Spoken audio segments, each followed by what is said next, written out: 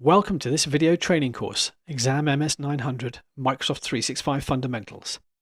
This course is intended to provide you with the skills and knowledge necessary to prepare for and take the MS-900 Microsoft 365 Fundamentals exam.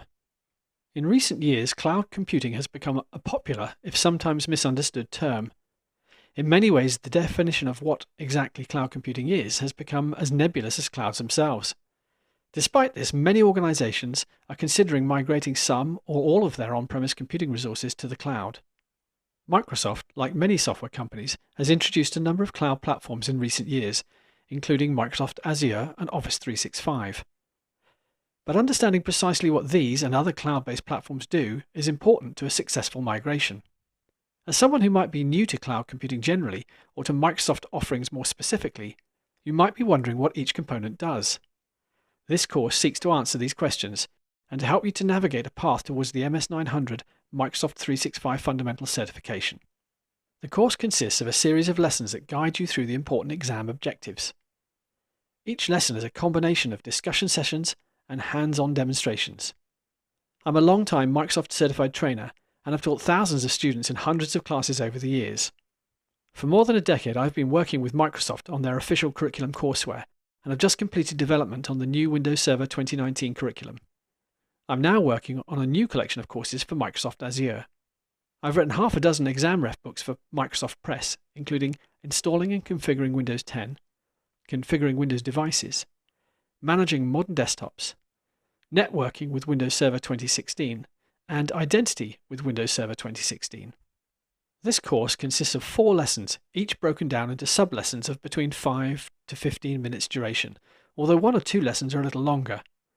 The lessons have been grouped together in such a way as to easily map to the exam OD. Lesson 1 covers exam OD, Describe Cloud Concepts. This lesson accounts for between 10 and 15% of exam content. Sub-lesson 1 covers the content required for exam OD, Describe the benefits of and considerations for using a cloud service instead of on-premises services. Sub-lesson 2 covers the content required for exam OD, Describe the different types of cloud services available. Lesson 2 covers exam OD, Describe core Microsoft 365 services and concepts. This accounts for around 30 to 35% of the exam. The first 2 sub-lessons cover the content required for the exam OD, Identify core Microsoft 365 capabilities. Sub-lessons 3 and 4 cover the content required for the exam OD, Describe options for deploying and supporting Windows and Office. Sub-lesson 5 covers the content required for the exam OD, Describe Microsoft 365 Analytics capabilities. And finally, sub-lesson 6 covers the content required for the exam OD, Understand collaboration and mobility with Microsoft 365. Lesson 3 covers exam OD, Describe security, compliance, privacy and trust in Microsoft 365. This accounts for about a third of the exam content. The first sub-lesson covers the content required for the exam ODs, Explain Zero Trust security principles for Microsoft 365, and also Explain unified endpoint management concepts. Sub-lesson 2 covers the content required for the exam OD, Explain identity and access management concepts. The third sub-lesson covers the content required for the exam OD, Explain threat protection in Microsoft 365. And finally, sub-lesson 4 covers the content required for the exam OD, Describe the Service Trust Portal, Security Center, and Compliance Manager. Lesson 4 covers exam OD, Describe Microsoft 365 pricing and support. This represents about a quarter of the exam content. The first sub-lesson covers the content required for the exam OD, Identify licensing options available in Microsoft 365. The second sub-lesson covers the content required for exam OD, Plan, Predict, and Compare pricing. Sub-lesson 3 covers the content required for the exam OD, Describe support offerings for Microsoft 365 services. And finally, sub-lesson 4 covers the content required for the exam OD, Describe the service lifecycle in Microsoft 365. By the end of the course, you should have learned enough to take the MS-900 Microsoft 365 Fundamentals exam. I hope you get as much out of attending this course as I did writing and recording it.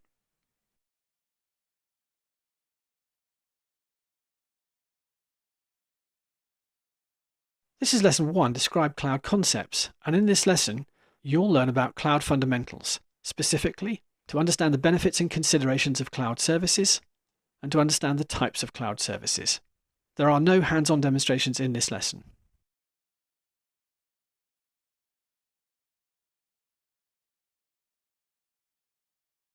Cloud computing is the delivery of computing services over the internet. These services might include servers, storage devices, databases, and software. These are all internet-based resources. They're typically subscription-based services, providing on-demand access to virtualized hardware, software and applications, and messaging and collaboration platforms. Pay-as-you-go pricing is typical for these scenarios. Providers include Microsoft, Google, and Amazon. Common examples of cloud services include compute, communications, productivity, search, and storage. Advantages of cloud services include economy, consolidation, scalability, reliability, manageability, security, and infrastructure. Let's take a look at each of these a bit more closely. Because cloud services are subscription-based, they're usually basing their charges on your usage of the facilities. This can provide you with a number of economies. Hardware. You don't need to pay for expensive server hardware and storage arrays. Instead, you just pay for the compute and storage services that you need. The process of providing for upgrades, that can be quite time-consuming and consequently expensive. There are obviously software costs involved. There may also be additional hardware costs involved, but there's a lot of personnel costs involved in performing upgrades. Typically with cloud services, you're using the latest version of whatever it is that you've subscribed to, so there are no costs relating to upgrades. The same is true with software. Software licensing can be quite expensive, especially for server-based products. When you're using a pay-as-you-go system, you're paying for what you use, not for the platform that it resides on. A data center that contains your on-prem computing infrastructure can be expensive to maintain and expensive to provision in the first place.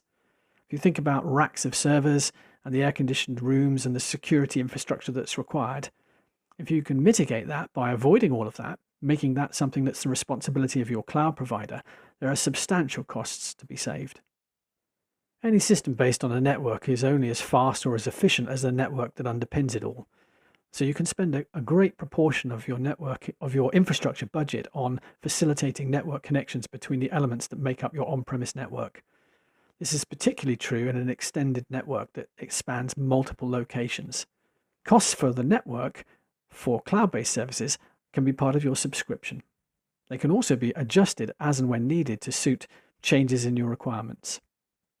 Your on-premise infrastructure is only as reliable as the weakest part of it. Whenever you're planning your network services, you're going to be looking for single points of failure and trying to plan around those using fault-tolerant systems. That might be duplicate servers, server clustering. It might be a storage array that supports fault tolerance so that a disk failure can be managed around and the system can be maintained in an operating state. All of this has a cost attached. Cloud-based services allow you to take out the level of redundancy, or put it another way, to select a level of availability and define that in a service level agreement that must be met, or otherwise penalties will apply. This can often be far less expensive to implement than the equivalent on-premise redundant components. Maintaining an on-premise network, especially today with the level of complexity built into software and hardware components, is an expensive business. Your organization will need to hire and maintain users, skilled IT professionals with the necessary acumen to maintain your network and its related software services. Quite a lot of this can be managed by your cloud provider, so that in fact your IT personnel can focus on help desk support at the user level and on service provisions from the internet through to your end users. The skills required to perform and maintain those activities is considerably lower than those to maintain complex on-premise data centers. Consolidation provides you with a number of significant cost savings. Typically, servers in an on-premise network are vastly underutilized. By using virtualization in an online data center, you can optimize the utilization, paying for just what you need to use. Virtualization also enables scaling when needed. We'll discuss that in a moment. Cloud providers extend these notions in their data centers so that they can optimize the use of their computing equipment to service their tenants. Your business requirements may well change over a period of time. There may be specific projects that you need to account for and manage around. Those projects might come to an end. There may be mergers and acquisitions. There may be downsizing.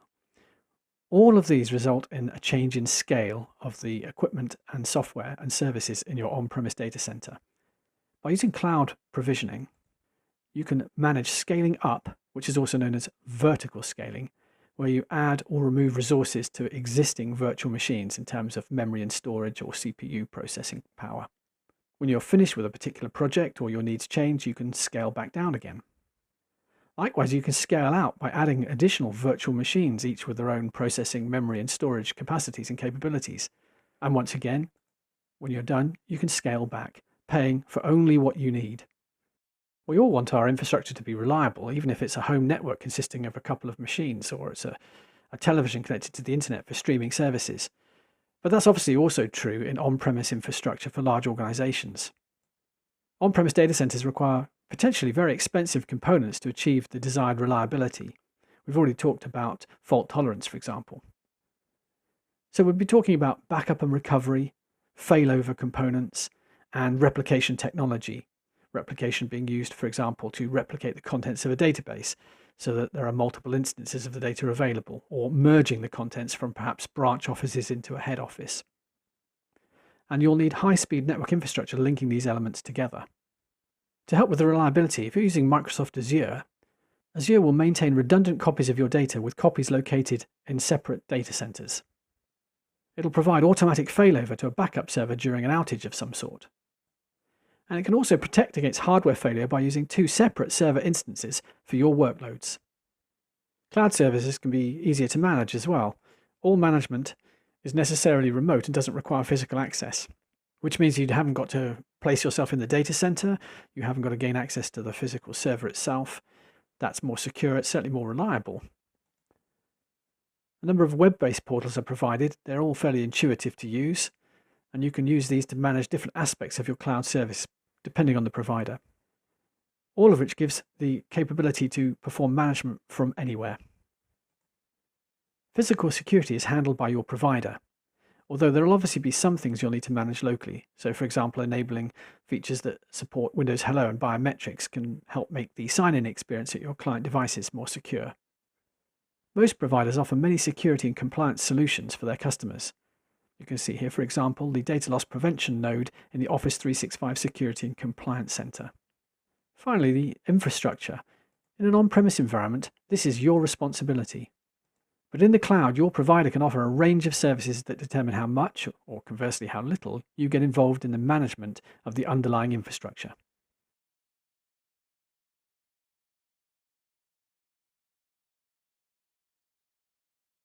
There are a number of different cloud architectures: public, private, and hybrid. Let's examine each of these.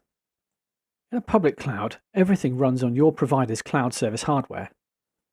There are 2 types of public cloud service: shared public and dedicated public. In a shared public model, all of the vendor's equipment, all of the vendor's hardware can be used to service all of the subscribers. So no one subscriber has exclusive use to any of the vendor's hardware. In a dedicated public scenario, one subscriber or several subscribers may have exclusive use of a portion of the hardware in the shared public cloud to support their requirements. In a private cloud, you can create your own environment in your own data center using the same sorts of technologies used by cloud providers. Largely, this is going to be based around virtualization. You can provide a self-service access to compute resources to users in your organization. A hybrid cloud combines both public and private clouds. It enables you to run applications and store data in the most appropriate location, whether that's within the public or the private space. There are a number of cloud service models. First of these is infrastructure as a service. This is probably the most flexible and provides you with complete control. Platform as a service is an environment for running your software applications. And software as a service is centrally hosted and managed by your vendor. Typically, all users have the same version of an application. Let's compare these service models. Instead of talking about computing equipment, let's talk about pizza. If you choose to make your pizza at home, you're responsible for every element of the service: the dough, the sauce, the cheese, the toppings, the oven, drinks, crockery and cutlery, and of course a table to sit at and eat. You might decide to go and buy a pizza that's been made in a supermarket and local store, in which case the vendor, the supermarket or the store, is responsible for the dough, the sauce, the cheese and the toppings. You'll take that home and you'll cook it, so you're responsible for a part of this process: the oven, drinks, crockery, cutlery and the table. If you get your pizza delivered, then your vendor is responsible for the dough, the sauce, the cheese, the toppings, the oven, and possibly the drinks. And you merely need to find a table and some crockery and cutlery, and you're good to go. If you decide to eat out, you're not responsible for anything. You merely need to turn up at the restaurant, and the vendor will manage everything from the dough through to the table. Let's see how that relates to cloud services. In an on-premise environment, you're responsible for everything. So that will be the network infrastructure, storage, servers, virtualization, operating systems, any middleware and runtime, applications that you want to make available to your users, and the data that resides in those applications. If you opt to use an infrastructure as a service model, then your vendor will provide the network infrastructure, storage, servers, and virtualization, and you'll be responsible for the rest of the package. In a platform as a service environment, your vendor picks up responsibility in addition to network, storage, servers, and virtualization for operating system, middleware, and runtime elements. You're still responsible for the data and the applications that run on those platforms.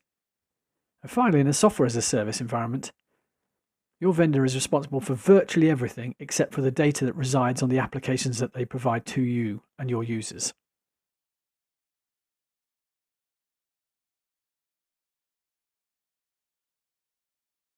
Lesson 2 describes core Microsoft 365 services and concepts distributed across 13 demonstration-rich presentations. In this lesson, we discuss the core components of Microsoft 365, including Windows 10, Office 365, surfacing options, and Microsoft 365 Analytics. In this lesson, you learn how to describe the core Microsoft 365 components, compare core services with on-premise solutions, understand modern management, understand Office 365 ProPlus, understand collaboration and mobility with Microsoft 365, describe Microsoft 365 Analytics capabilities.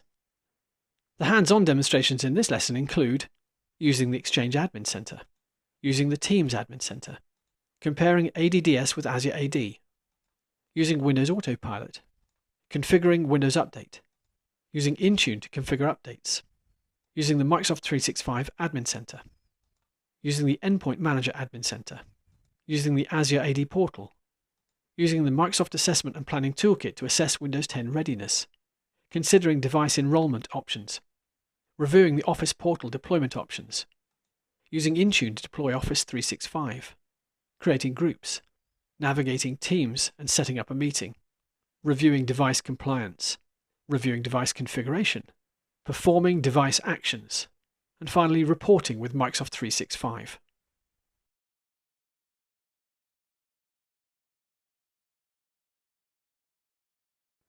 The core components of Microsoft 365 are as follows: Windows 10 Enterprise, the client-side operating system that your users will use; Exchange Online to provide for messaging, collaboration, and calendaring; SharePoint Online for collaboration, sharing documents, and managing data within Teams; Microsoft Teams for conferencing, for chat, and for other related services; Enterprise Mobility and Security for managing devices, device management if you like; and Microsoft Stream for videoing.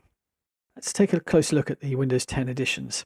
Windows 10 Home provides the foundation level, if you like, for all of the features that most users, typically home users, will want from an operating system. Windows 10 Pro adds some quite crucial features such as Hyper-V for virtualization and some of the security features made available in Microsoft Windows Defender, together with things like the ability to control Windows updates. Windows 10 Enterprise, which we've already discovered is part of Microsoft 365, is the edition of Windows that you'll probably be using. There's a special version called the Long-Term Servicing Channel, which does not receive feature updates during its life. Standard versions such as Windows 10 Home, Pro and Enterprise are all updated typically twice a year with feature updates. Windows 10 Education, Windows 10 Mobile, and Windows 10 Mobile Enterprise complete the set. You can choose between 32-bit and 64-bit versions of all of the desktop editions of Windows 10, although these days I suspect that most people will be, without necessarily even thinking about it, using 64-bit versions of these operating systems. Windows 10 Enterprise builds on the features of Windows 10 Pro, so it includes some additional features. It also includes some additional security features which are a great benefit to larger organizations. It provides the following additional features when you compare it with Windows 10 Pro. Direct access, which is an alternative to virtual private network access. Windows To Go Creator, the ability to put Windows 10 onto a USB memory stick. So you don't need to take your own laptop with you anymore. You simply take your USB memory stick, plug it into a computer wherever you're going, turn it on, and you're running your version of Windows customized to your requirements. App Blocker, which provides an administrator with the ability to prevent applications from running. This is typically deployed using group policy settings. Branch Cache, which can help branch offices optimize their network infrastructure bandwidth. So typically a user might open up a file. The next user that opens the file will retrieve that file from a local cache on the first user's device, rather than reaching out across the network infrastructure to, say, the head office. Start screen control with group policy, so you can customize start screen behavior. Windows Defender Credential Guard, which is a feature that enables the operating system to protect password hashes whilst they're in use. So when a user signs in, there's a small window of potential opportunity for compromising password hashes. By virtualizing the local security authority, we can guard against that. Windows Defender Device Guard provides additional security capabilities to protect the operating system whilst it's in use online. Microsoft Application Virtualization, so rather than installing applications on individual computers, we can stream them in the same way that you might stream video content from an online provider. And the UEV, or User Experience Virtualization feature, which can allow for you to synchronize users' desktops so that they can sign in on any workstation within your organizational environment. Some of the Windows 10 security features include Windows Defender Credential Guard, which I mentioned, Exploit Guard, a collection of anti-malware controls, Application Guard, which runs within the context of Microsoft Edge to help you get a safer browsing experience. It virtualizes Microsoft Edge, puts it in a Hyper-V envelope. Advanced Threat Protection, Windows Defender Application Control, which relies on digital signatures for applications so that you know that the applications come from a safe source. Windows Defender Antivirus, the Windows Defender Firewall, and to consolidate many of these features so that you can access their settings, the Windows Security Center.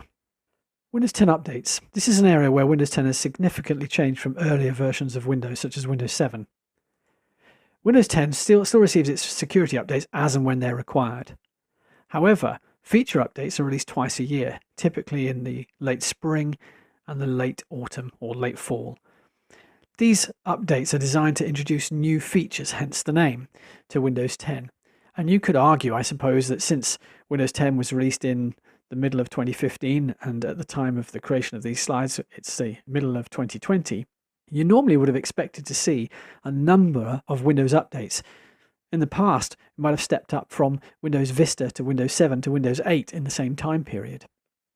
But we're still working with Windows 10, although I think that the current version, which at the time of writing is 2004, is significantly different than the version that shipped back in 2015, 1507. Periodically, every month in fact, quality updates are released. These are cumulative, so if you miss one, it's not the end of the world. You can receive an update in the next release cycle, and it will include the changes that you missed in the preceding update. To help manage updates, Microsoft have introduced a number of servicing options. Until fairly recently, there were, in fact, 3 servicing options: semi-annual channel targeted, and then, as you see here, semi-annual and long-term servicing channel. But for simplicity, there is only now the semi-annual and long-term servicing channels available. If you select the semi-annual servicing option, feature updates will become available to your users' devices, typically before about 4 months have elapsed from the release point. So when Microsoft produce a feature update and release it, you'll get it within about 4 months. This is available for all Windows versions except Windows 10 Home. Long-term servicing channel. This is a special version or edition of Windows 10 Enterprise that you can license. The LTSC Enterprise editions don't receive feature updates at all.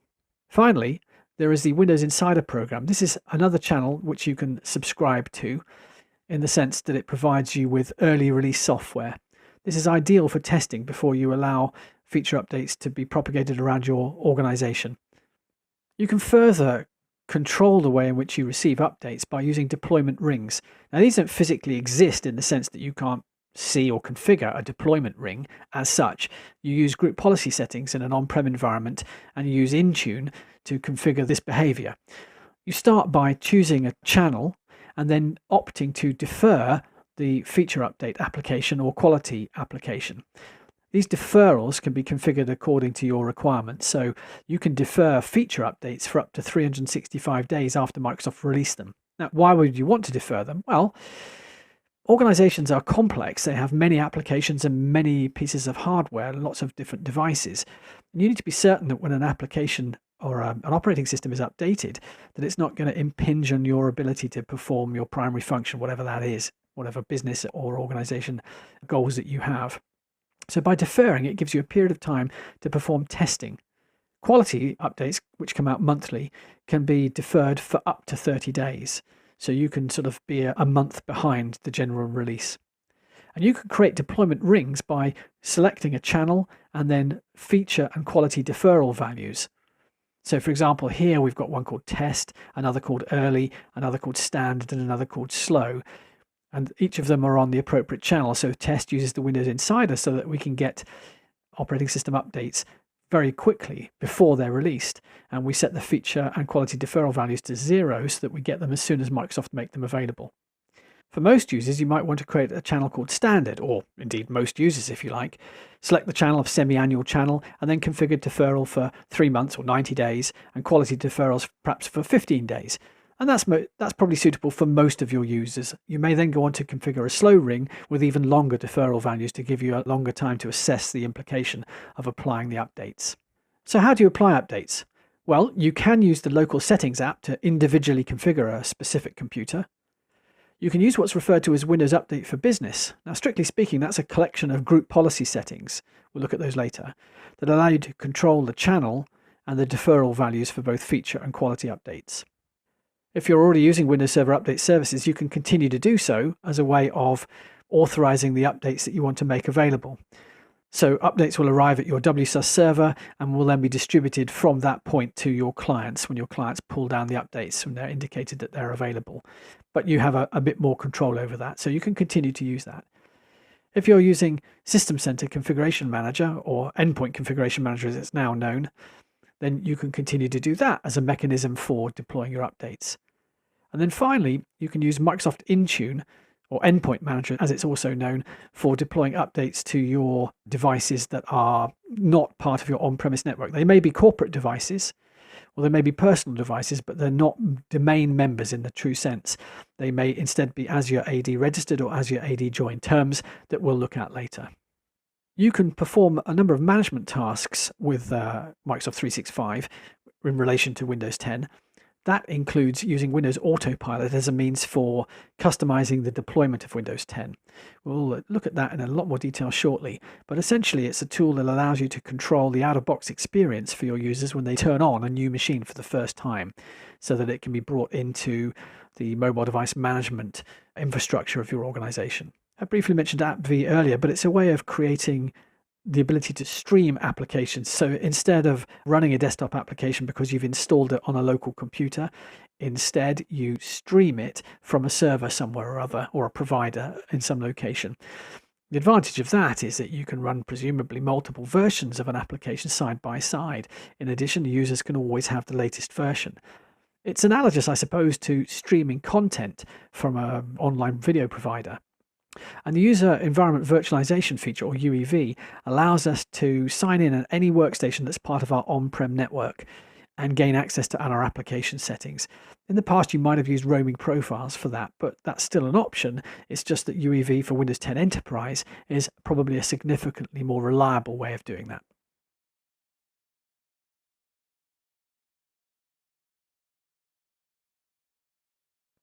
So let's take a look now at Exchange Online, another of the core components of Microsoft 365. Exchange Online is the cloud implementation of Microsoft Exchange Server. All Microsoft 365 Enterprise and Business plans include Exchange Online. Exchange Online services include mailboxes, calendars, shared calendars, Exchange Online protection, unified messaging, and data loss prevention. There are a number of Exchange Online subscription plans. Exchange Online Plan 1, Microsoft 365 Business, provides for a 50 gigabyte mailbox per person, in-place archive, access from desktop Outlook, Outlook web app, and mobile editions, individual and shared calendars, and Exchange Online protection. Whilst Exchange Online Plan 2 for Microsoft 365 Enterprise provides for a larger mailbox at 100 gigabytes, unlimited additional storage with in-place archive, the same access from Outlook, Outlook web app, and mobile editions, both individual and shared calendars, Exchange Online protection, but also unified messaging and data loss prevention. In the demonstration, I'm going to show you how to use the Exchange Admin Center. So I'm going to navigate to Office, and then I've already signed in as Global Admin. So I can select the Admin tile. That opens up a new tab in the browser. In the navigation pane, I'm going to select Show All, and that will expose a number of additional options, including the admin centers. So to manage Exchange, you select Exchange from within the admin centers. What's interesting about the Exchange Admin Center is, unlike Exchange Server, everything is configured at the organizational level. So you don't need to concern yourself particularly with which roles are installed on which servers. You merely configure everything at the organizational level in this one admin center. Although, having said that, a number of items have been shifted over to security and compliance, which is another admin center in Office. So we'll have a review of the various options that are available in the navigation pane. We're on the dashboard at the moment, and in the details pane, there are a number of shortcuts for commonly configured objects, I suppose. Compliance management, advanced threats, protection, permissions, organization, and recipients.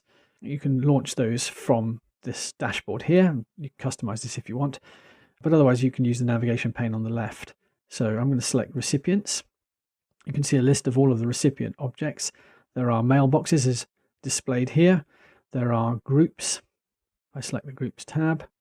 There are resources such as rooms and equipment, overhead projector, for example, or some sort of display board, and then rooms which have a certain capacity. So when you're booking some sort of conference or meeting, you might want to choose an appropriately sized room, so you can configure a schedule for those rooms. Contacts are objects that have email addresses that don't live within this particular organization, so it's a convenient way of being able to communicate with somebody externally without having to remember their email address. It's stored in your directory for frequently used contacts. If we have a look at a mailbox and open up a mailbox properties for editing, you can review things like their user ID and first and last name, so on, their usage through the mailbox usage tab, contact information, organizational details, email addresses, and so on. Security or management security in Exchange is using role-based administration. So there are a number of predefined roles which have certain privileges, from fairly basic privileges to fairly high-end privileges. So you might create a global administrator or something that can do pretty much everything, or you might have, bottom of the list here, the view-only organization management role, which has fairly limited capabilities. And then you can assign members to each of those roles. So role-based administration makes it much easier to determine who can perform which particular management task in your organization. Most of the compliance management features have now been shifted over to the Microsoft 365 Compliance Center or the Microsoft 365 Security Center, depending on which option you select here. So for example, if I select Data Loss Prevention, you have to access the Office 365 Security and Compliance Center to configure that, something we'll look at later. Under Mail Flow, on the left-hand side of the navigation pane, you can select the rules that manage the flow of mail. So for instance, there's a company email disclaimer here, which appends a message to the body of every message that leaves the organization. You can customize these or create your own as you see fit. But the significant takeaway from this is that everything is configured in one place using a web browser for the entire organization. So every aspect of Exchange management is now configured through this interface, bar those that have shifted over to security and compliance. In that demonstration, you learned how to use the Exchange Admin Center. SharePoint Online is a cloud implementation of Microsoft SharePoint Server. All Microsoft 365 enterprise and business plans include SharePoint Online. SharePoint Online enables your users to build intranet sites, create pages, document libraries and lists, to add web parts to their content, to search for sites, files and people throughout your organization, to share news and updates, to use workflows, forms and lists, and to sync and share their files in the cloud so your colleagues or their colleagues can collaborate.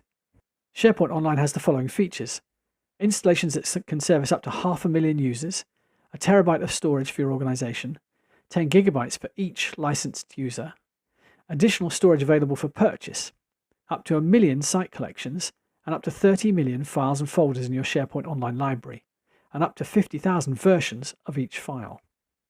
Microsoft Teams provides real-time chat, voice and video calls, meetings, and collaborative file access. Various components in Microsoft 365 will interact with Teams in a number of different ways. For example, membership and authentication in Microsoft Teams is provided by Office 365 groups. All identity information is stored in Azure Active Directory. Documents and other content stored in OneDrive for Business.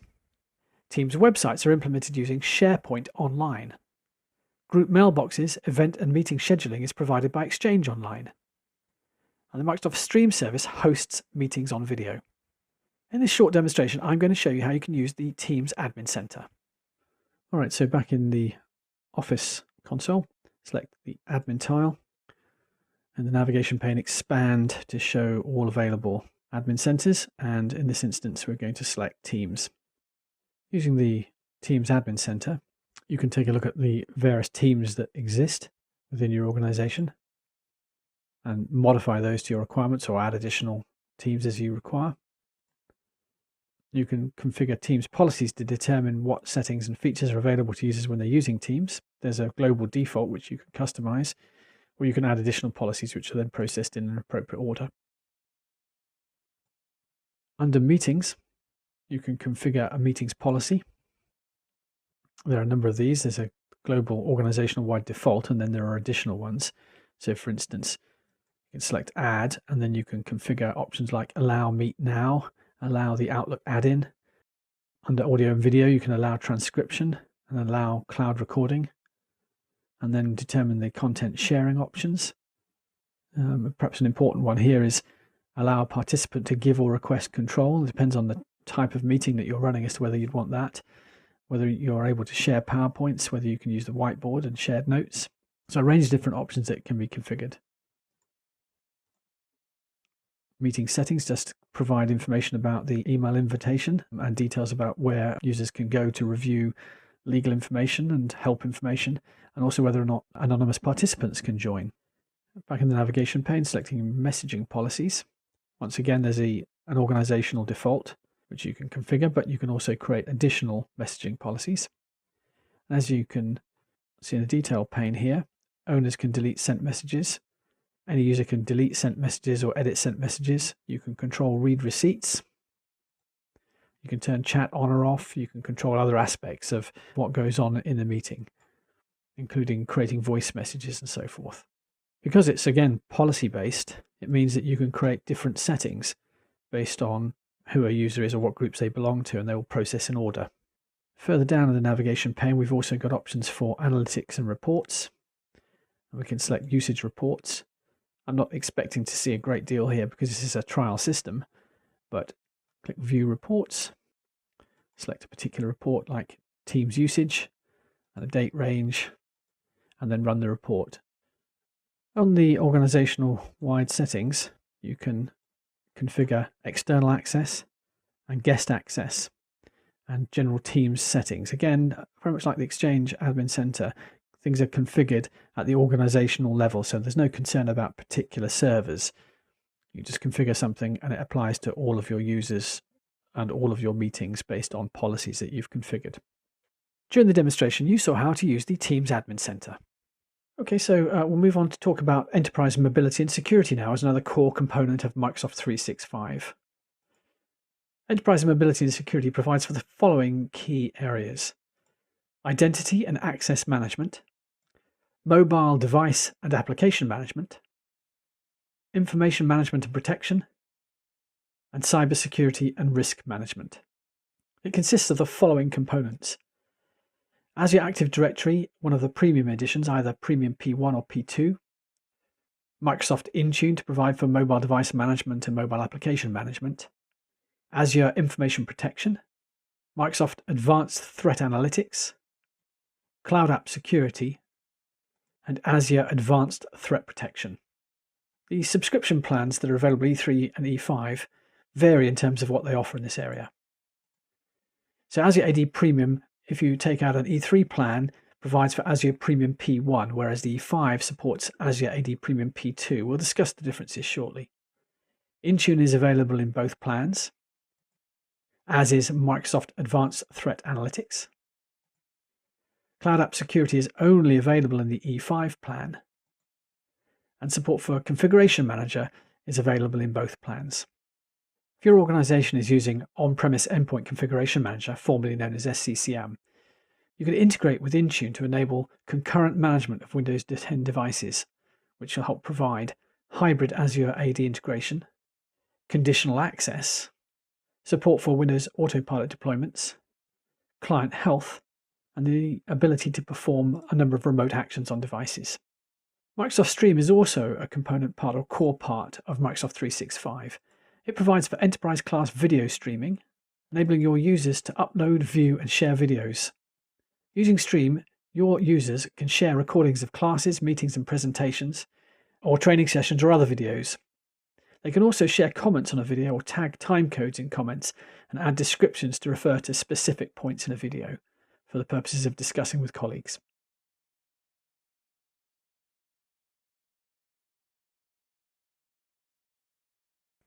Let's take time to compare on-premise environments with those in a cloud provider's provision. We can consider deployment issues. We can compare the way in which updates are applied. We can have a look at the cost benefits for shifting to the cloud, some of the administration issues, and talk a bit about some of the security aspects. If you're using Microsoft 365 in the cloud, there is no deployment. However, you'll be required to administer SharePoint sites, user mailboxes, and related settings immediately. In an on-premise environment, you'll have to have individuals with specific skills that can deploy services such as Exchange Server and SharePoint Server. If you're using Microsoft 365 in the cloud, you're always using the latest version.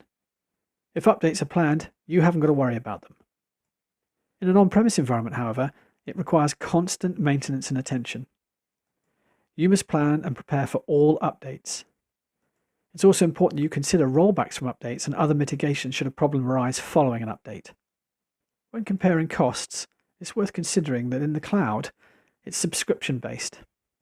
This means fees are predictable. You can also adjust your subscription as needed to meet specific needs, and you'll be able to identify the cost of those adjustments when you plan for them. An on-premise environment is a little bit more complex. It requires high upfront costs for equipment and software. There are additional costs for technical staff, and there is the limited ability to add or remove capacity or services. Regards administration, when you're using Microsoft 365, you can manage everything with an intuitive browser-based console, or indeed by using Windows PowerShell if you want to script frequently performed tasks. Everything is remotely managed. But you have limited control of the underlying components that provide your service, but that's probably a good thing. You don't need to worry about it. In an on-premise environment, you require specific teams of skilled people, and most, if not all, of your management is necessarily local. Security in the cloud provides for legal and contractual constraints about data and storage. Some organizations, some have legal requirements, some have governmental requirements. All of these can be managed by features that are provided by your Microsoft 365 tenant. There are robust and powerful security features available also, including antivirus, message encryption, Azure information protection, and data loss prevention. Let's take a moment to compare the on-prem with the cloud-based services for Office 365, for Exchange, SharePoint, and Active Directory. Office 2019 versus Office 365. Office 2019 is typically limited to a single device installation. It gets regular quality and security updates. Office 365 allows for 5 device installations and receives more frequent updates, including feature updates. Different versions of both are targeted at different users and organizations. Exchange Online is not server-centric. Licenses limit users to 50 gigabytes or 100 gigabytes of storage. Admins don't manage the underlying storage. In your on-prem environment, Exchange Server is server-centric. Storage is limited by what you physically have available. And as a consequence, admins must manage storage very carefully. SharePoint Online, as with other Microsoft 365 services, including Exchange Online, it's easier to deploy and maintain and update. Once again, admins don't manage storage, and you don't need to consider server failure. The directory service in on-premises environments is provided by Active Directory Domain Services, or ADDS. This is a hierarchical structure and requires quite experienced administrators to configure and manage. Microsoft 365, however, uses Azure Active Directory, or Azure AD. This has a flat system and is arguably easier to configure and maintain.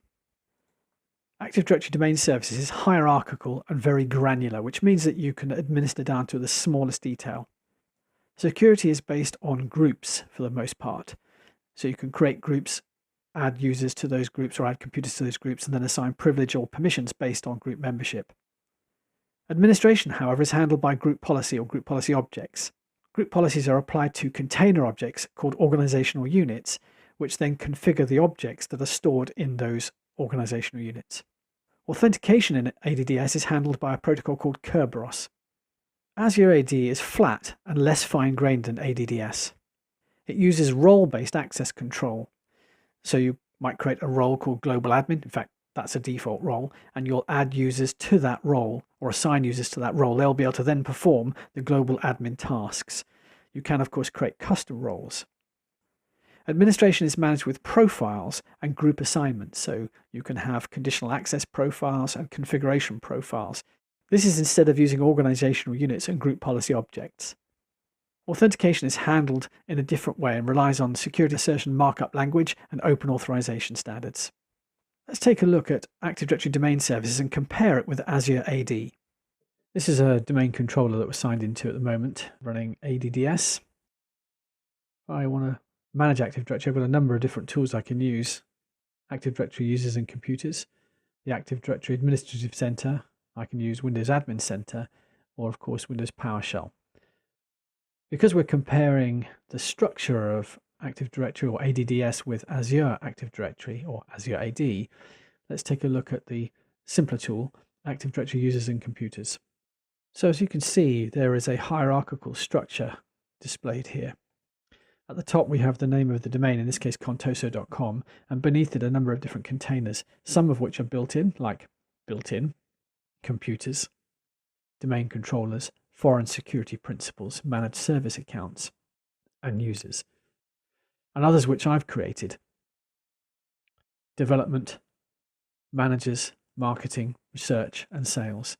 Each of these contains objects like groups or users, and the purpose of creating these subcontainers, these organizational units, is because either I want to delegate control on them. So, for example, I might want to assign a particular user or group of users permissions to, I don't know, change passwords for the users in that container. So it's a way of grouping those users together so that they can all have a common task performed on them by a specific user or group of users. Or alternatively, it's because I want to configure the properties of users and computers that are within those containers. To configure group policy settings, which is what we're talking about here, I would need to open up the Group Policy Management tool. And then you can see a similar hierarchy displayed here. We've got the domain, contoso.com, in the navigation pane, and beneath it the various organizational units and some other objects. I will discuss this in a bit more detail later on in the course.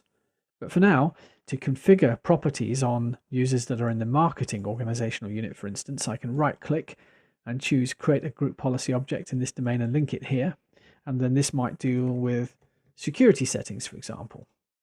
And then I can modify the security settings by editing that group policy and configuring, in this case, various security settings. As you can see, there's a node here called Security Settings and a corresponding collection of subfolders and values that I can configure.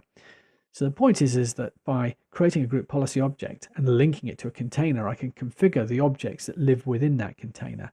Now in this tool, I can't see what those objects are. I need to return to Active Directory users and computers and select the marketing organizational unit. I can see which users would be affected. In this instance, there are no computers, but it would be no difficulty to create a computer object to represent a physical entity and therefore configure its properties because it is a member of or is placed within the marketing organizational unit. So there are some other characteristics of ADDS. Go back to Server Manager, we can select Sites and Services, and this gives us the ability to define the physical characteristics of the network and tie it into the logical structure. So there's a notion of sites, which represent physical locations. So this one's the first one that's created automatically, hence it's called default first site name, but you can change that one and you can create additional sites by choosing new site here and then selecting a site name like London HQ or whatever. And then that represents a physical location. You might then associate subnet objects for IP. So you might type in the IP address, IP4 address in this case, and associate that with a particular location. And the point of that is that users' computers or users' devices can automatically determine where they are in the Active Directory environment, and you can control the way various forest-wide components behave based on the fact that you've defined this topology, this physical topology.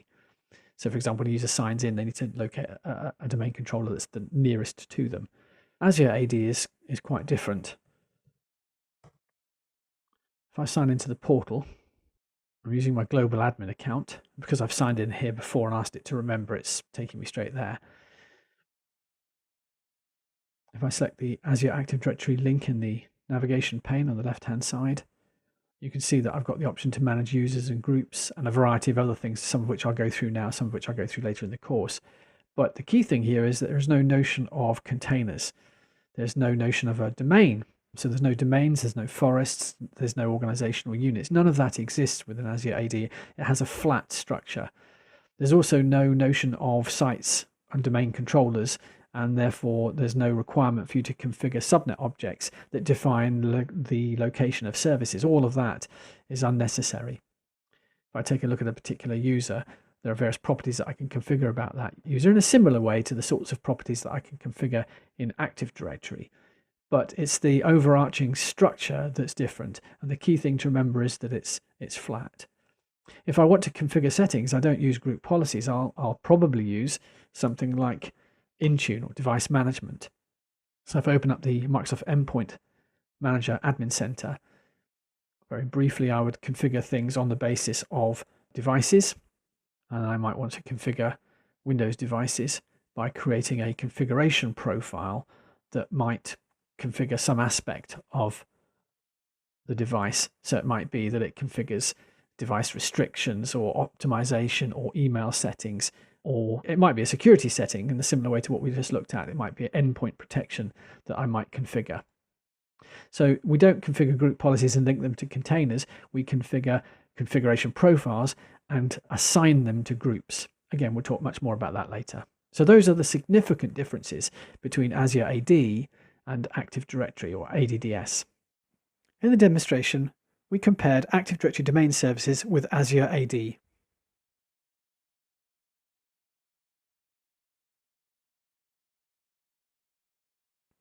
Traditional management.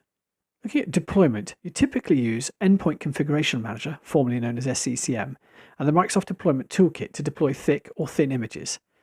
Thick images are those that contain an operating system together with applications and drivers that your organization requires.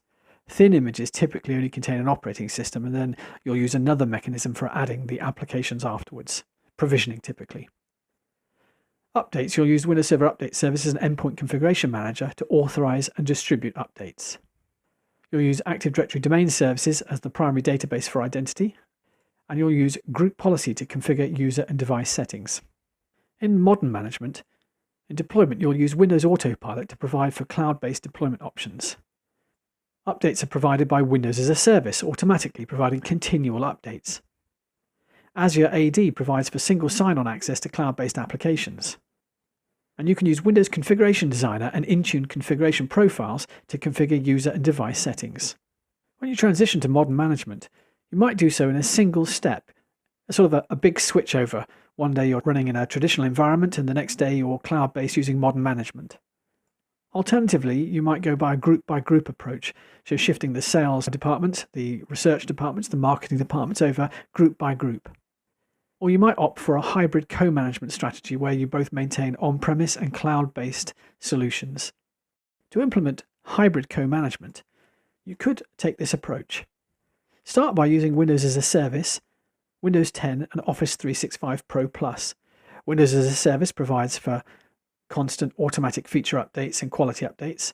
Windows 10, as opposed to, say, Windows 7, is the current version of the Windows Client operating system, and Office 365 Pro Plus to replace Office 2019 on your users' devices. You might start using Windows Update for Business, which is a way in which you can control how feature updates and quality updates apply on your devices. You can create deferral values, if you'll remember, so that you can specify precisely when updates will apply to your users' devices. You can consider implementing Windows Autopilot and dynamic provisioning. Autopilot allows you to customize the out-of-box experience for new computers that are already running Windows 10 so that they meet your organizational needs. We'll take a close look at that in a moment. Dynamic provisioning methods are available. Subscription activation. Typically what happens here is that a user connects their Windows 10 professional computer to the Microsoft 365 environment using a Microsoft 365 account. And when they join the device to M365, their version or edition of Windows is upgraded from Windows 10 Pro to Windows 10 Enterprise automatically. It doesn't require a key and it doesn't require a restart. Subscription activation. When they disassociate the device from the Microsoft 365 environment, it will drop back to Windows 10 Pro. Mobile device management is provided by Intune, so enrolled devices can be managed. And provisioning packages can be created by using the Windows Configuration Designer tool so that you can customize everything about a computer. You will attempt to transition from group policy object-based configuration and instead, in the cloud, implement cloud-based profiles. In this demonstration, I'm going to show you an end-to-end process for implementing Autopilot to customize the out-of-box experience for a new computer running Windows 10. It's important to remember that Autopilot assumes you have Windows 10 already installed on a device, which is obviously the case when you buy a new computer. So rather than wipe and load and replace the existing operating system with a custom image that you've created for your organizational requirements, instead you customize the existing installation of Windows 10 to your requirements. And that has a number of efficiencies. Let's take a look. Okay, there are two basic steps that we need to perform to set up Windows Autopilot. The first is actually done in Azure AD, so I'm just going to select that portal now. There are a couple of things we need to do here. The first, if I select Azure Active Directory in the navigation pane, is to scroll down and select Company Branding. This just allows users, when they connect to our organization during the enrollment process, to know that they are connecting to our organization, so we can provide some graphical and textual information so that they can see that during the process. The second thing we need to do in Azure AD is to go to Devices and select Device Settings. And this just determines, or this value here, users may join devices to Azure AD, does pretty much what it says. It means when a user attempts to configure their device during the out-of-box experience, then they may choose to, or may be configured to, join their device to Azure AD. Then they must have permissions to do that. So I've selected that users are going to be able to do that, whoever they are, but you can be more specific about it. Having configured those two options, switching to the Microsoft Endpoint Manager Admin Center, or Intune, we then select Devices from the navigation pane and select Windows, because Windows Autopilot is a Windows thing. And then we select Windows Enrollment. Okay, so a couple of things to configure in here. First of all, automatic enrollment. We need to assign which users can automatically enroll their devices into mobile device management, and that really needs to be configured. I mean, I've done it for all, but you probably want to be more specific than I'm being here. But that needs to be whomever you're going to allow to join devices. So in my case, that's everybody. Then we need to configure the Windows Autopilot specific settings. And there are two things we need to do here. We need to configure the deployment profile and also devices. So devices allows us to determine which particular computers we're talking about. Now, each Windows 10 device has a unique identity. So we extract that identity from the computer and we upload it into Autopilot so that the two can recognize one another. When the new user's computer starts up, it knows that it's connecting to the correct tenant and the tenant knows that that's the correct device. Normally, your manufacturer, whoever that might be, will provide you with a list of identities, IDs, in a comma-separated value file, CSV file, which you can then upload. I've got a sample of that here. So this is a file here. This file contains, as you can see, a device serial number and various other bits and pieces, but that's the serial number there. And then you've got some information here that protects this information, this file. It's a hardware hash so that we know that the ID is correct, hasn't been tampered with. So that file needs to be uploaded. So I do that back in Intune by choosing the import option, browsing and specifying the location. So I've got some on my desktop, I think. There it is. Open that. It checks that the rows are properly formatted. It doesn't know that they're necessarily correct. It just knows that they're structured correctly. And assuming that's okay, I can then click import, which I'll do now. Now it can take a period of time for that to refresh. I can sort of click refresh and see how long it takes, but it'll be a period of time. As you can see, imports in progress, elapsed time 0, and process can take up to 15 minutes. It just takes how long it takes. Obviously, we won't need to watch that. So there we are. We've got a new ID here. This is the top one here that's been recognized. The others were there already for machines that I've already deployed using Autopilot. And you can see at the moment that the profile is not assigned. One interesting thing, I can select a particular object, and if I want to, I can assign it a particular user if I wish, so that it can be, if I select that one, for example, choose assign user, so that it can be a particular user's machine. So if I don't choose that option, when the user opens up the box of their new machine, turns it on and connects it to the internet, it will require that they sign in using a username and their password. But if I assign a particular user to it, it will just require that they provide the password. So let's do that. Let's assign a particular user, and we'll assign this to Adele. So now that's Adele's machine, and now that's been updated, profile's been updated. So let's quickly refresh that. Next thing is to choose the deployment profile. I've got one demo one set up here, but it's not assigned to anything. So I need to create a new profile. We give it a name.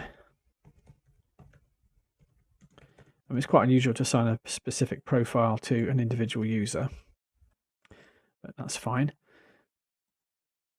I'm going to set the deployment mode to user driven. I'm going to join to Azure AD because it's a corporate device, so that's the appropriate option. I'm going to hide the Microsoft license terms. I'm going to hide the privacy settings. I'm going to hide the change account options. When a local user is created on the computer, which is a standard part of setup out the box, then I'm going to configure that as a standard user rather than an administrator. And I'm going to choose the region. Let's choose that now so that the user is not prompted about that.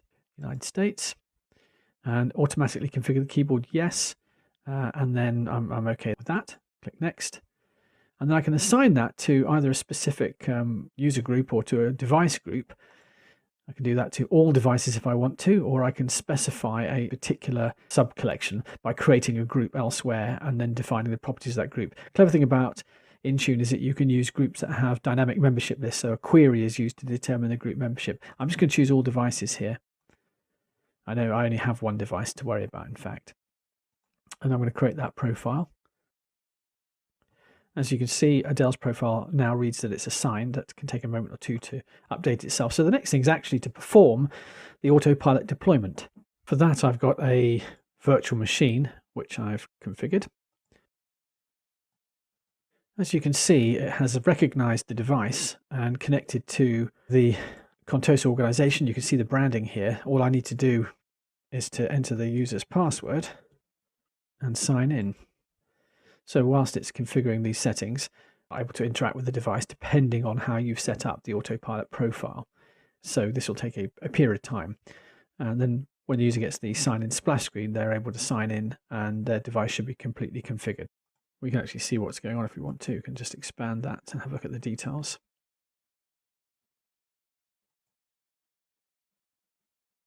So set my PIN.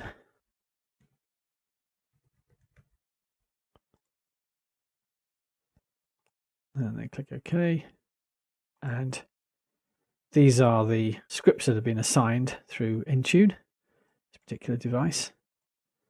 So it's basically ready and connected. And if we select settings on our configured device, on accounts, we can see it's a Dell's computer, and also on the Access Work or School page, we can see that we're connected to Consoso's Azure AD. We can view information about that, and we can see that there are some policies that are in place for managing the device. And when necessary, we can configure synchronization or force a synchronization so that any changes to the configuration of the device can be updated. In the demonstration, we saw how to implement Windows Autopilot to customize the out-of-box experience for a computer running Windows 10.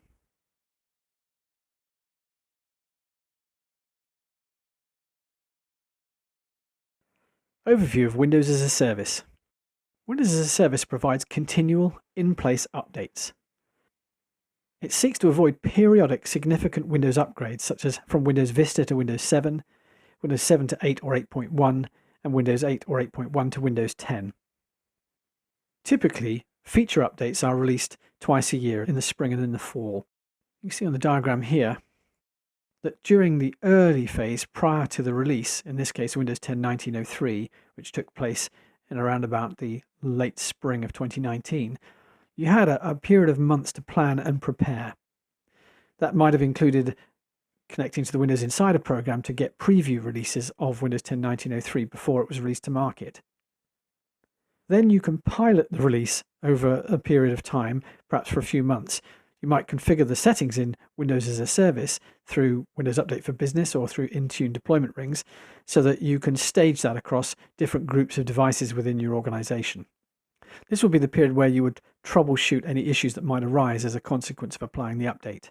When everything is stabilized, you could consider broad deployment for a period of time. Each service release is for 18 months from the date of release, and you try to think of this as a process and not a specific individual project. There are biannual feature updates, as I've said already, in the spring and in the fall. There are monthly cumulative quality updates and as needed security updates, sometimes as frequently as once or even several times a day. You can configure the appropriate servicing option so that you can better manage the updates. You have two servicing options to choose from now: semi-annual and long-term servicing channel. And as mentioned earlier, long-term servicing channel is only available for specific Windows 10 editions, specifically Windows 10 LTSC. Feature updates are not applied to long-term servicing channel deployments. That provides you with a static Windows 10 deployment, and that's typically useful where you have a mission-critical application that you don't want to concern yourself with updates about. All other computers are configured onto the semi-annual channel, and feature updates typically become widely available within a few months of them being released by Microsoft. You can also assign yourselves or your computers to the Windows Insider program. This is available for testing purposes so that you can get hold of updates before they are released to market. You can apply updates manually as part of your ongoing maintenance process, or you can apply them automatically using Windows Update, Endpoint Configuration Manager, or Microsoft Intune. You can also use group policy settings to configure update settings. There are a number of different nodes that you need to be aware of. They all appear under Windows Components. The data collection and preview builds contains settings that allow you to determine whether or not your users can sign into the Insider builds, the preview builds program. Now, you're not going to want most of your users to do that, but you may want certain computers to be part of the Insider program so that you can get hold of updates more quickly than your standard users so that you can test them. Delivery optimization is a process whereby computers will obtain updates from other computers on the peer network. You can configure various values through group policy to control that behavior. Under Windows Updates, there are some fairly standard settings that were available for the largest part in earlier versions of Windows. These control where you obtain your updates from. So, for example, you might want to obtain your updates from a Windows Server Update Services server, in which case you need to specify the HTTPS location of that server. You also might want to control automatic update behavior so that you're notified rather than automatically presented with an installed update. Windows Update for Business is a node beneath Windows Update that allows you to configure and control the way that preview builds and feature updates are received and deferred, likewise also the way that quality updates are received and or deferred. As we discussed in an earlier lesson, you can configure deployment rings. These are the collections of settings that allow you to control the way that updates apply. So for example, you can configure a feature deferral and a quality deferral number of days, up to 365 and 30 respectively, and select the appropriate channel and other related settings, and that would allow you to control the way that updates apply to, in this case, the bulk of your users. You might give that a name of standard so that you can readily identify how those devices will receive their updates. For those devices that you wish to update less frequently, you might create a ring called slow and have longer deferral values. You can also use Intune to configure these update rings. You can see here in the screenshot that we have, under the Windows 10 Update Rings node, early, test, standard, and slow with the appropriate deferment values configured and the appropriate channel selected. In the demonstration, we'll learn how to configure Windows Update settings using group policy, and also how to use Intune to configure update rings. Okay, let's take a look at Windows Update. So to access Windows Update settings on a standalone machine, you open up the Settings app and then choose Update Security. Then on the Windows Update tab, shown here, you can choose to check for updates. You can also see the last time that updates were checked for. That's today. You can configure the active hours. Mine defaults to 8 AM to 5 PM. That's the period during which you're expected to be working at your computer, and restarts will not take place typically during active hours based on configuration. You can also view update history. So you can see that a cumulative update was applied recently. Some definition updates as well, and other updates. So a malicious software removal tool update. If you want to uninstall updates, you can follow the link for uninstall updates and choose to uninstall each of those. Each update has a knowledge base number, so you can track that. You can do a search for that, find out more information about it if you're experiencing any problems. Under advanced options, you can configure to receive updates for other Microsoft products as and when you update Windows. You can configure some additional options about metered connections. You can also specify a pause of your updates for up to 35 days. On the delivery optimization page, you can configure your computer to obtain updates from computers on the local network and from computers on the local network and PCs on the internet. So in a typical scenario, you might obtain updates on your first computer at home, perhaps, and then other computers at home will obtain updates from that computer through peer sharing effectively. You can choose those advanced options here and configure bandwidth and other settings that relate to this peer sharing. And you can also take a look at how you obtained updates recently. So for example, here we've got some download statistics. This computer obtained 2% of its updates. That's about 60 megabytes in this case from computers on the local network, but it got 2.8 gigabytes of updates direct from Microsoft.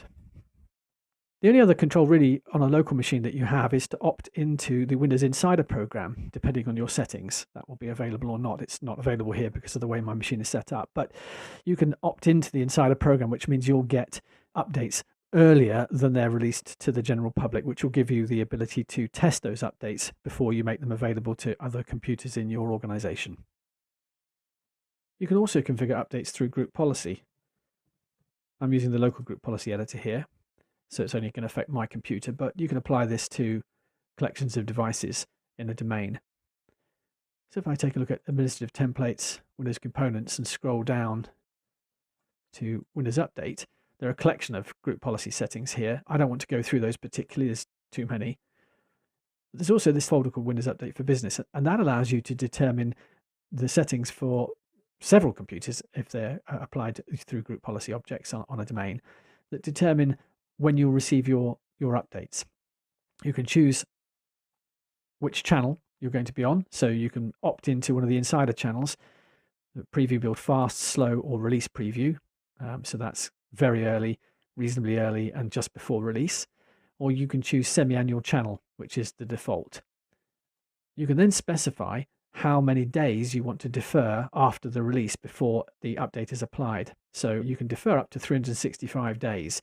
So if you configure your computers onto semi-annual channel, you'll get them within a couple of months of Microsoft releasing them. But then you can choose the deferment value of up to 365 days. So that pushes it back an additional year.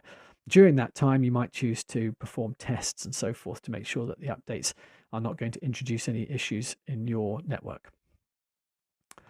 You've also got the option to configure quality updates by selecting that you want to manage them through group policy and then specifying up to a 30-day deferral period. Now, there are other settings here that I won't go into right now. Further up in the hierarchy, there are also some settings to do with delivery optimization, which we looked at in the user interface, and also data collection and preview build settings. So whether or not a user is able to opt in or opt out of insider builds is configurable. You can also configure updates through Intune. I go to Devices in the Microsoft Endpoint Manager Admin Center, and then choose Windows, and then choose Windows 10 Update Rings. You can create update rings to configure the necessary settings in terms of the feature and quality deferral values and the servicing channel. So to create a profile, you click Create a Profile, give it a name. So Windows 10 Research Department. And then choose the channel that you want to use. Again, you can choose semi-annual channel, which is the default, and then you've got the insider options here, fast, slow, and release preview. Whether or not you want to additionally download Microsoft updates for additional Microsoft products and Windows drivers. And then you can specify the deferral periods, up to 365 days for features and up to 30 days for quality. You can also configure a rollback option here, set feature update uninstall period. It defaults to 10 days, but you can configure any values as shown here between 2 and 60 days. There are some additional options here that relate to restarting and updating during maintenance hours or outside of maintenance hours, and a variety of other bits and pieces that you can configure. Then, as with everything in Intune, you must assign the particular setting, in this case a collection of update settings, to a group. So you can choose to assign it to all users, all devices, or all users and all devices, or selected groups, and then select the particular group that you want to assign it to. So I've got a number of groups that are dynamic. This is all devices, and this is all new devices based on particular queries. So I'm going to say all new devices, or I think actually in this case I'm going to choose the IT department, and then say select, next, and then you can review your settings here, and then click create. And then computers that have users that are part of the IT department will obtain the update settings based on the characteristics that were just configured. In the demonstration, we saw how to configure Windows update settings and how to configure update rings using Intune.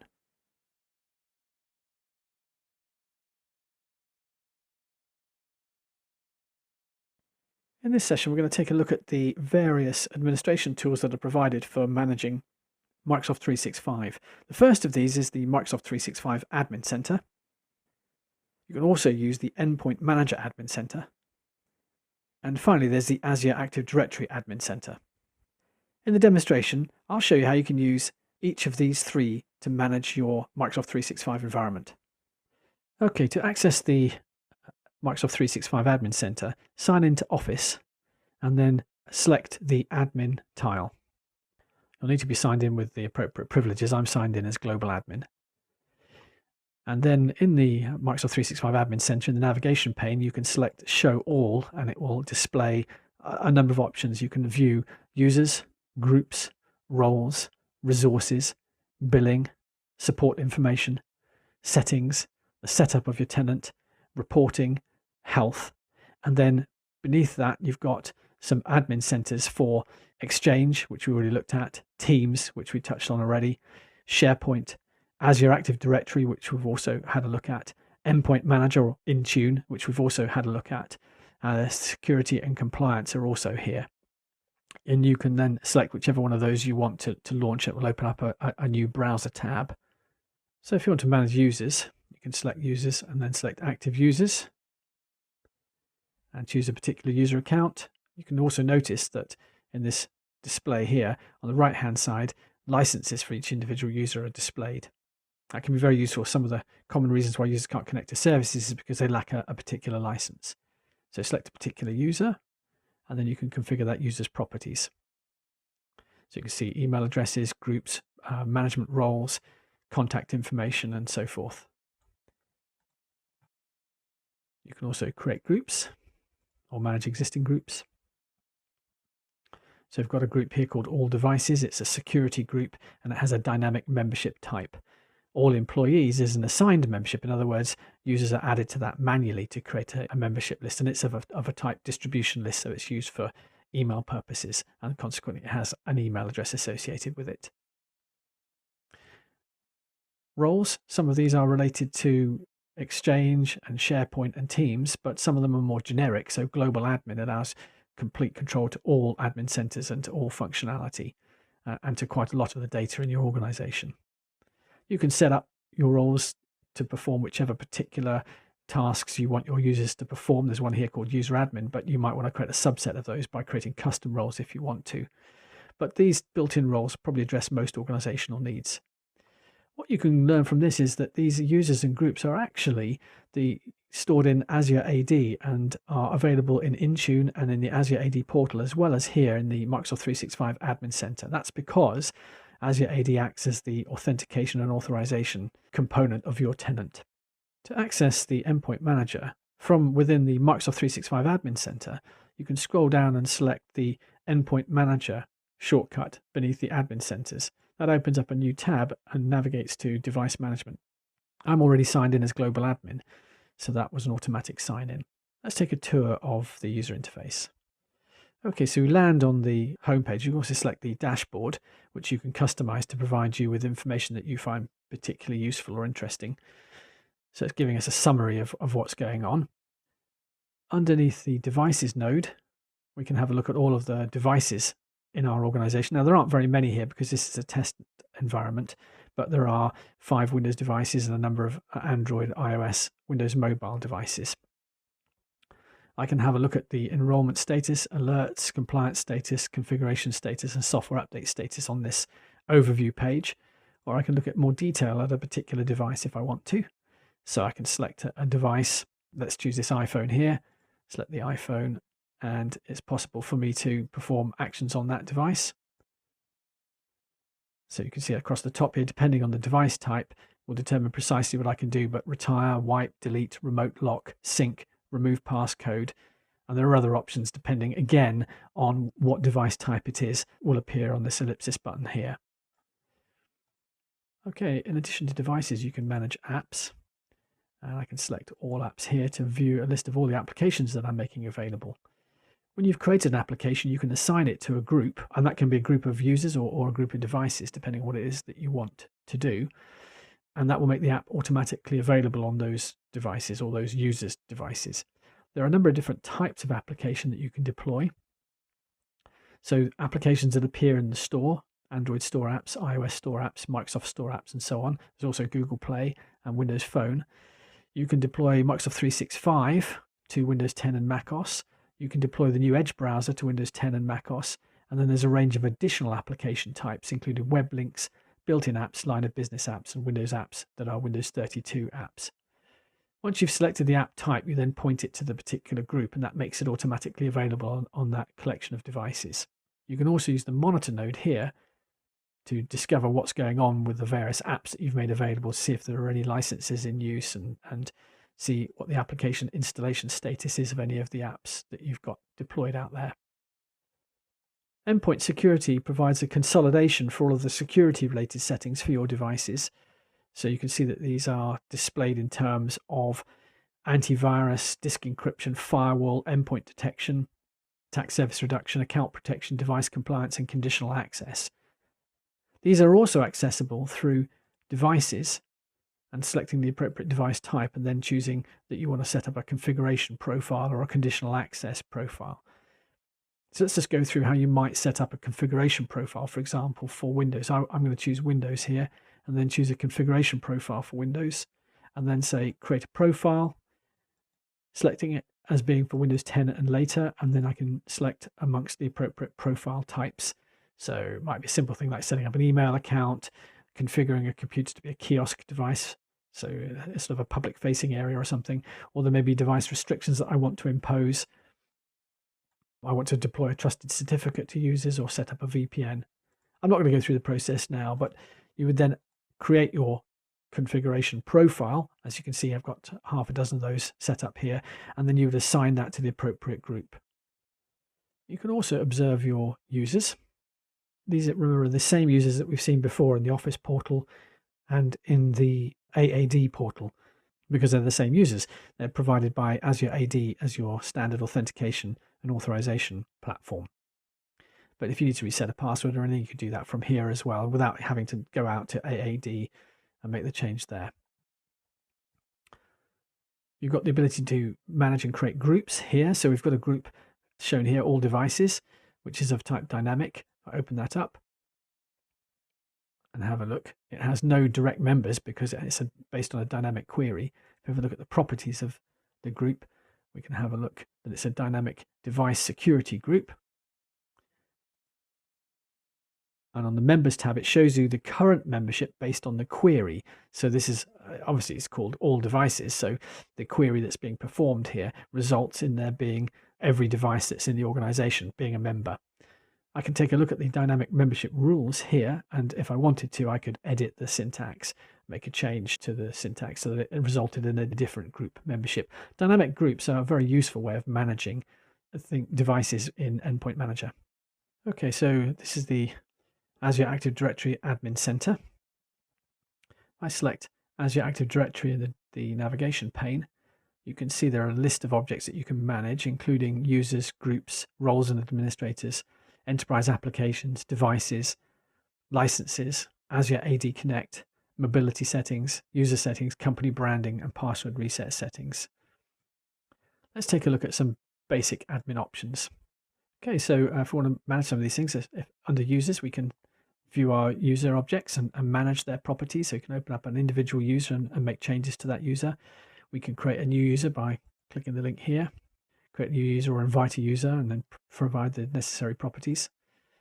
It's also possible to bulk invite or bulk create using appropriate configuration files. If we've recently deleted a user, we can review them under deleted users and recover them if necessary. We can perform password reset for users, and we can configure general user settings. Groups underpin many operations in Azure AD and in fact, of course, then in Microsoft 365 generally. So we can have dynamic or assigned group memberships for security and distribution groups, also office groups, and we can configure those group types here. Where a group is being used as a distribution group, we'll need to give it an email address.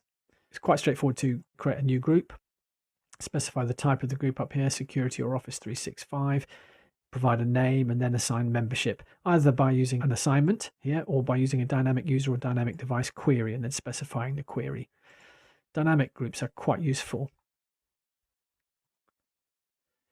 We can also have a look at the devices in the organization. This is the same information that you can see over in the Intune portal as well, of course. So you can see a list of different devices and you can perform management properties on them if you need to. You can also configure device settings, which we looked at earlier when we were setting up Windows Autopilot. And you can configure enterprise state roaming so that users can synchronize their settings between their various devices. Something else that's quite interesting down here is Azure AD Connect. I don't have that set up yet, but this is a way of synchronizing your Active Directory on-premise environment to your Azure AD cloud environment. So you can synchronize so that any user accounts that users use in the on-prem environment can also be used to authenticate to resources within the cloud. Scroll down a little bit further here. We've also got settings for company branding, which we looked at earlier. And we have settings for custom domain names. At the moment, the domain name that's been assigned to me is the .onmicrosoft.com domain. That's the default that's assigned to any Microsoft 365 domain, but you'll want to add your own custom domain. So a domain name that your organization uses. So in the case of this organization, Contoso, it might be contoso.com. So you would add that custom domain here. There's quite a lot of additional configuration that's required to make sure that you are in fact the owner of that domain name. But that then makes it easier for users to communicate with other users and for others to communicate with you, because they'll be using your standard public domain name as opposed to this rather arbitrary numbered domain that's assigned by Microsoft to your tenant. And finally, perhaps it's worth looking briefly at the security node. If I select that, there's lots of documentation that I can link to about multi-factor authentication and authentication methods and the Azure Security Center and so forth. But also in the navigation pane, I can look at things like conditional access. Conditional access is the ability to grant access to a user who's signing in from a particular device so long as they meet certain conditions. So it's a way of expecting a computer will have certain features turned on before it can gain access, or that it's signing in from a particular location before it can gain access, or that if an administrator is signing in, then we must have multi-factor authentication. So there's an example of that policy here: require multi-factor authentication for admins. So that's a great way of helping secure the network, because clearly in that circumstance, signing in as an administrator gives you the potential for performing more sensitive tasks. So it's a good idea to make sure that we are talking to the administrator by using multi-factor authentication. In the demonstration, you saw how to use the Microsoft 365 Admin Center, how to use the Endpoint Manager Center, and also how to use the Azure Active Directory Admin Center.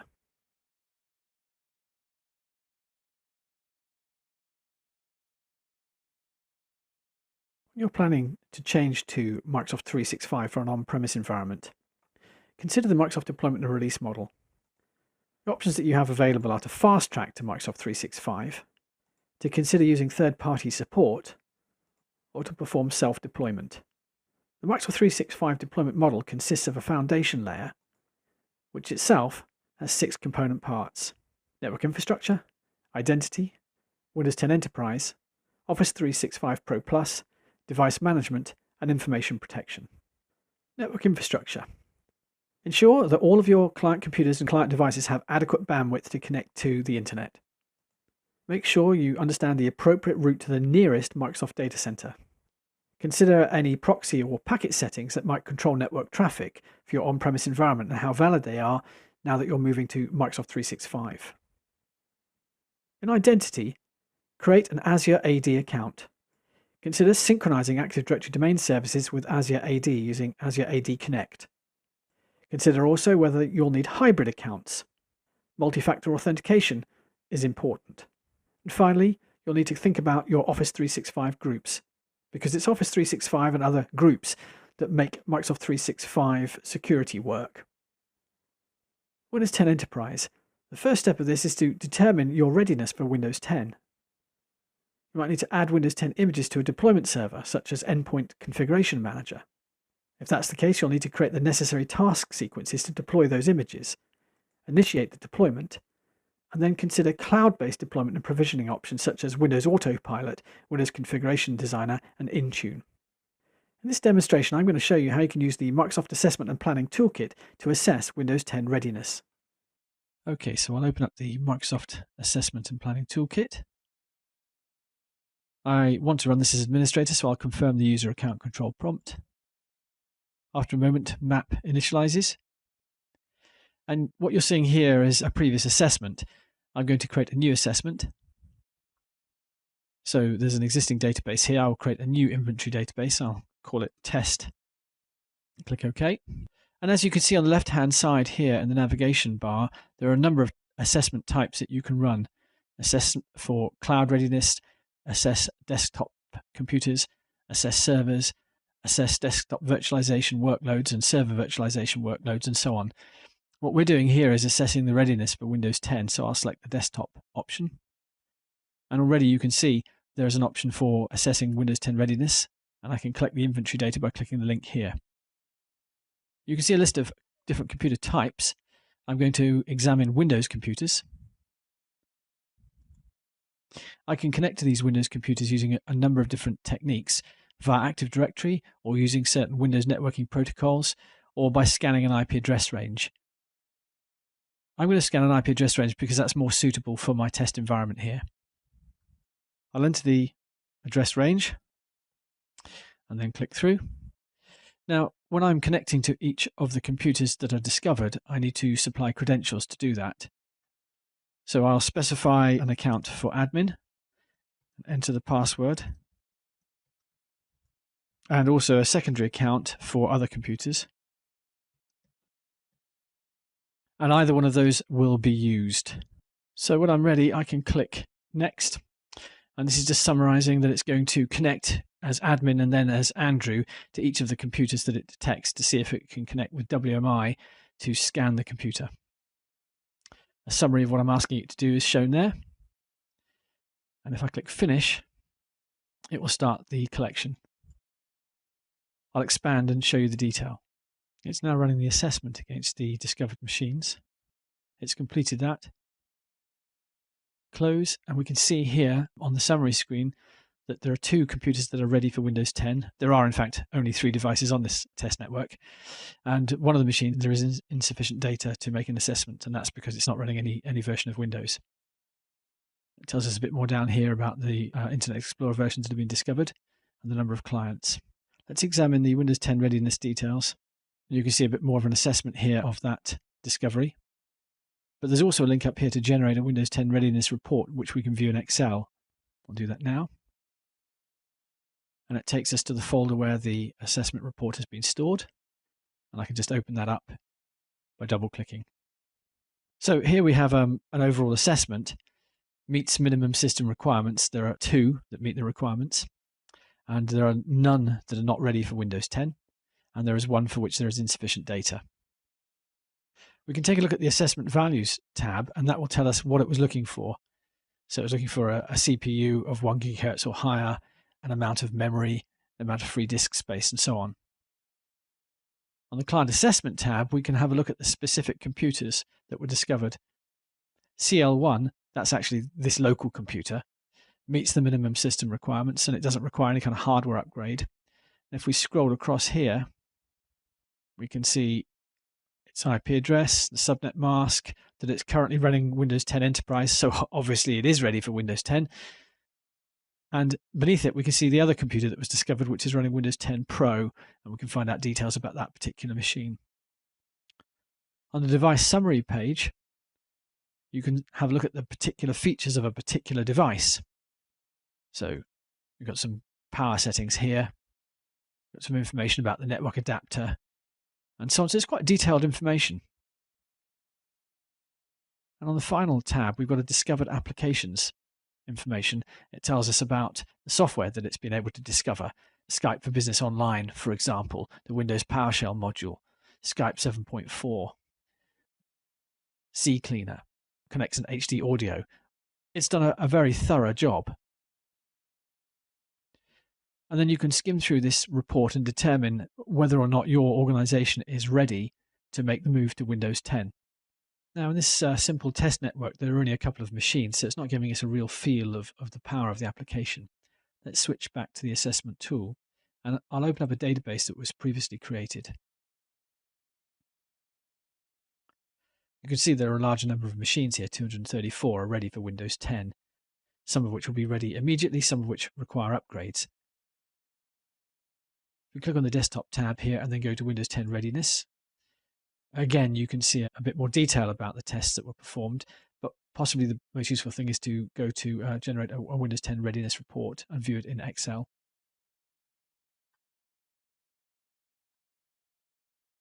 So here we have the report. 72 machines are ready now. 234 will be ready after a hardware upgrade. Let's take a look at the client assessment to make that determination. So this one, for example, this particular computer is not ready for Windows 10 because it has insufficient memory. Okay, again, insufficient memory. This one here, free disk space is less than 20 gig. And once again, we can go on to device summary to find out a bit more about what's out there in terms of hardware and devices. And we can take a look at any discovered applications. It may be, for example, that we know that there are issues with some of these applications, and that might make a difference to how we proceed with the upgrade plan. In the demonstration, you saw me using Microsoft Assessment and Planning Toolkit to assess Windows 10 readiness. Next, we can have a look at Office 365 ProPlus. Again, you might consider using Endpoint Configuration Manager to perform the deployment. You can also use the Office Deployment tool using either a cloud source or a local source. Users can self-install, or you can configure the update channel. Next, you need to configure device management. Using Intune gives you the ability to perform mobile device management and mobile application management, together with device enrollment. Let's take a look now at the device enrollment options available in Intune. There are a number of different ways of enrolling your device into Intune or registering it with Azure AD. One way is to use the Settings app and then choose Accounts and access work or school account. And then you can choose the option here to connect to an organization. You'll then be asked for details of your Microsoft account. You can choose to join this device to Azure Active Directory, or you can enter the email address here and that will register the device in Active Directory and enroll it for MDM in Intune. So let's specify an option here, Dell Advance at. Clearly your organization will be your appropriate domain name, your custom domain name. I'm using the standard that's provided as part of an Azure AD tenant, and I've not added a custom domain yet. I'll need to specify a password,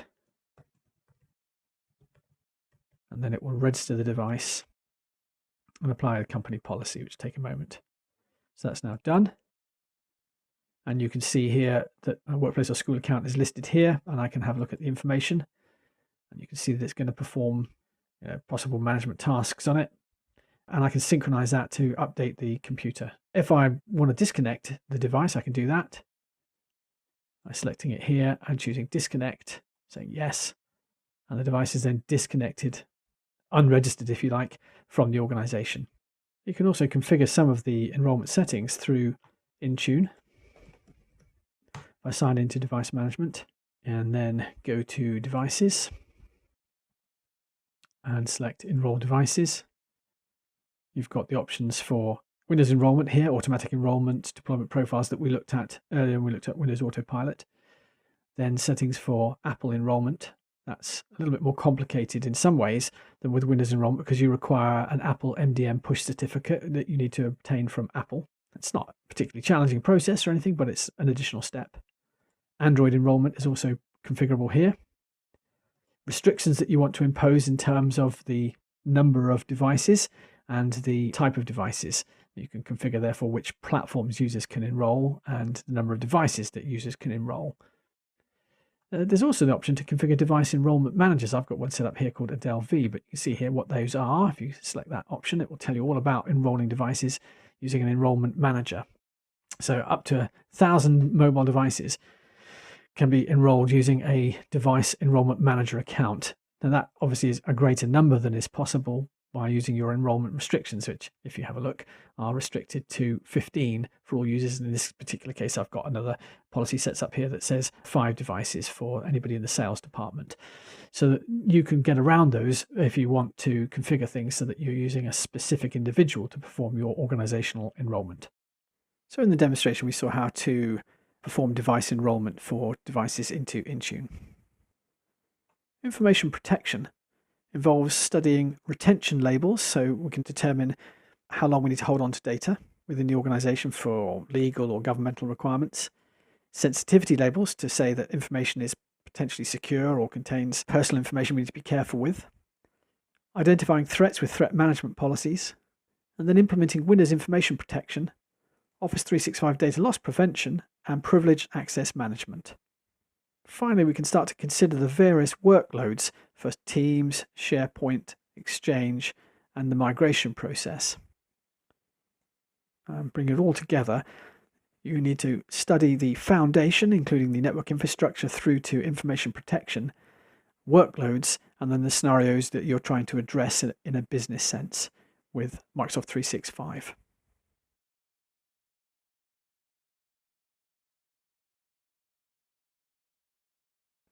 Office 365 ProPlus is a subscription-based version of the Microsoft Office App Suite, which has been available for many years. The current version aligns with Office 2019 and includes Outlook, Word, Excel, PowerPoint, and OneNote. Features in ProPlus not currently available in the on-prem version include automatic feature updates. So from time to time, you'll suddenly notice there are additional features in your Office. The number of licensed devices. Office 2019 is available on 1 device, whereas it's available on 5 in Office 365 Pro Plus. Support for earlier Windows versions. support for OneDrive storage, ongoing support from Microsoft, email hosting and calendaring, and collaboration. There are a number of different ways in which you can deploy Office ProPlus. The first is to use the Microsoft Office deployment tool. Secondly, you can use the Endpoint Configuration Manager, formerly the SCCM. And thirdly, you can use Intune. You can customize the deployment by configuring a number of different options so that you can determine which particular features are available for your users. If you choose to use the Office customization tool, there are a number of additional options that you can configure during deployment. You can choose between 32-bit and 64-bit architectures. You can select the specific edition of Office 365 to be installed. You can allow for the addition of additional Microsoft products such as Visio or Project. You can specify the update channel. You can enable the selection of a specific product build. You can specify primary language for the installation and any additional languages or proofing tools that your users might require. You can specify the source of Office 365 files for installation purposes. Specify the source of future update files. You can configure volume license installations, specifying how that will work through the use of a key management service or multiple activation key. There are additional general settings, including allowing the administrator to name the organization and provide a description during the installation. You can also specify some preferences. There are hundreds of additional policy settings, for example, that you can configure Office deployments with. Click to Run is a software delivery system that uses the virtualization and streaming technologies that were originally developed for Microsoft Application Virtualization, or AppV. It enables users to start running Office as soon as the streaming process starts. They do not need to wait for the installation to complete. Because the software is virtualized, it's possible to run multiple versions of Office if your users need that. In this demonstration, I'm going to show you the various Office portal deployment options available. So there are a number of ways for users to deploy Office. If they sign into the Office portal, as shown here, they can select the link in the top right, Install Office, and then choose Office 365 apps, and that will install the appropriate applications for them onto their computer. Or they can choose other installation options, and that will sign them into their account details, and they can have a look at the options they have for installing Office on their apps and devices. They can check their subscription details and so on. But as an administrator, you may want to exert some control over that. To do that, you can select the admin tile. I'm signed in as global administrator here, so I have permissions to access the Microsoft 365 Admin Center. And then you can choose Setup in the navigation pane. Scroll down, and beneath Apps and Updates, beneath Get Feature Updates for Office every month, select View, and then you can choose Manage. And then that allows you to configure the Office software download settings.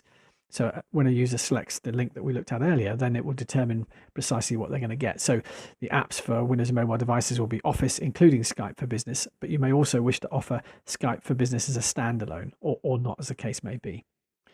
You can also determine precisely how they will receive updates as soon as they're ready, on a monthly channel, or once a month on a monthly enterprise channel, or every 6 months on a semi-annual channel. So I'm going to choose that option. And then you can configure the options for those users that are using macOS, and then you can save the changes. And that provides you with a degree of customization over the experience that users will get if they click the Install Office link from the Office portal. In the demonstration, we reviewed the Office portal deployment options. In this demonstration, I'm going to show you how you can use Intune to deploy Office 365. So I can use the Microsoft Endpoint Manager Admin Center, or Intune, to deploy applications to my users' devices. If I select Apps in the navigation pane and then select All Apps, and then select Add, I can choose the application type as being Microsoft 365 Apps for Windows 10. I confirm that choice. And then it pre-populates the first page of a 4-step wizard. The first option is to give this suite a name, and I'm going to go with the default name, Microsoft 365 Apps for Windows 10, but I'm going to slightly modify that so that it's for the sales department. I want to categorize the application as being productivity. That's already been selected for me, and the publisher is also selected automatically.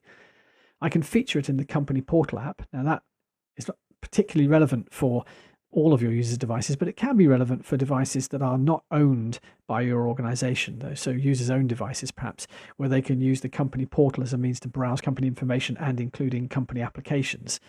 It's also a way to check on the synchronization status of a device.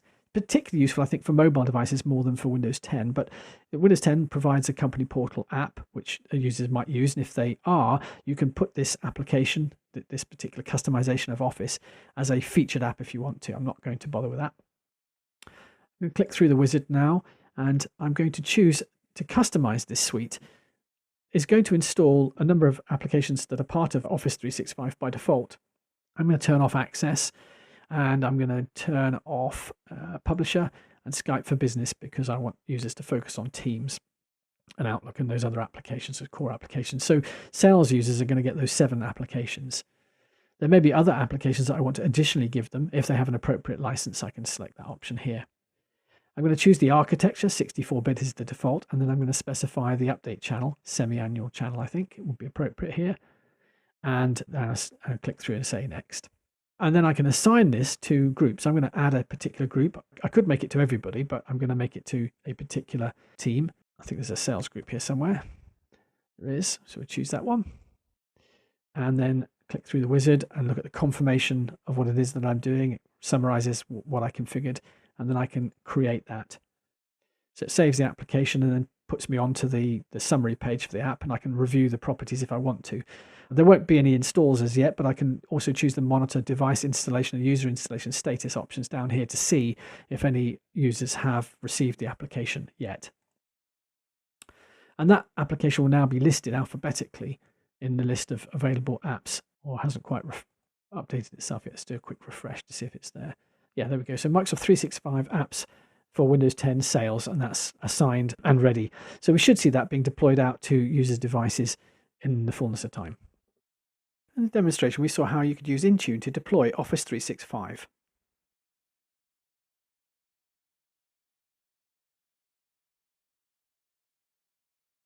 Groups are very important in Microsoft 365. In Exchange Online, they support the notion of distribution lists, dynamic distribution lists, mail-enabled security groups, shared mailboxes, public folders, and also calendars. Office 365 groups support shared Exchange Online mailboxes, shared Exchange Online calendars, shared SharePoint Online team sites, and shared OneNote notebooks. You can create groups to support these environments using the Microsoft 365 Admin Center, the Azure AD Admin Center, the Exchange Online Admin Center, SharePoint Online Admin Center, Outlook, Yammer, and Planner.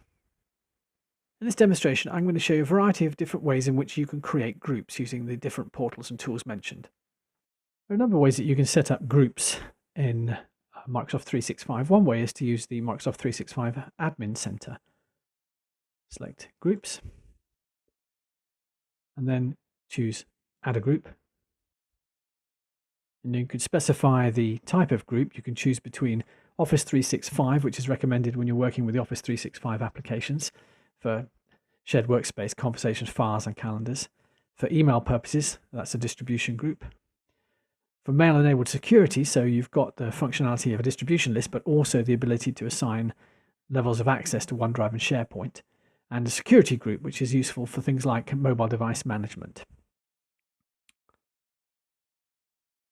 And we can specify the name. We'll call this Sales Region 1. Enter a description. Click through the wizard. We can assign an owner. Owners can modify the membership list. So we'll specify that as Adele. And then who can see the group, so public or private, and then create a team for this group if we want to add that or integrate that into Microsoft Teams. Let's call this one Sales Region 1. So it's got an email address, and select Next, and then create group. There are other ways to manage groups. Close that down. You can also use Azure Active Directory. So select the Azure Active Directory node in the Azure Active Directory Admin Center, and then select Groups. And then you can create a new group by selecting New Group and choose the type. Choose between Security and Office 365, and then go through a similar process for creating the group and providing a description. And then interestingly here, you can determine the membership type. So let's go for sales region 2. Go for security. And then we're going to go for assigned or dynamic user or dynamic device. Assigned means we add members.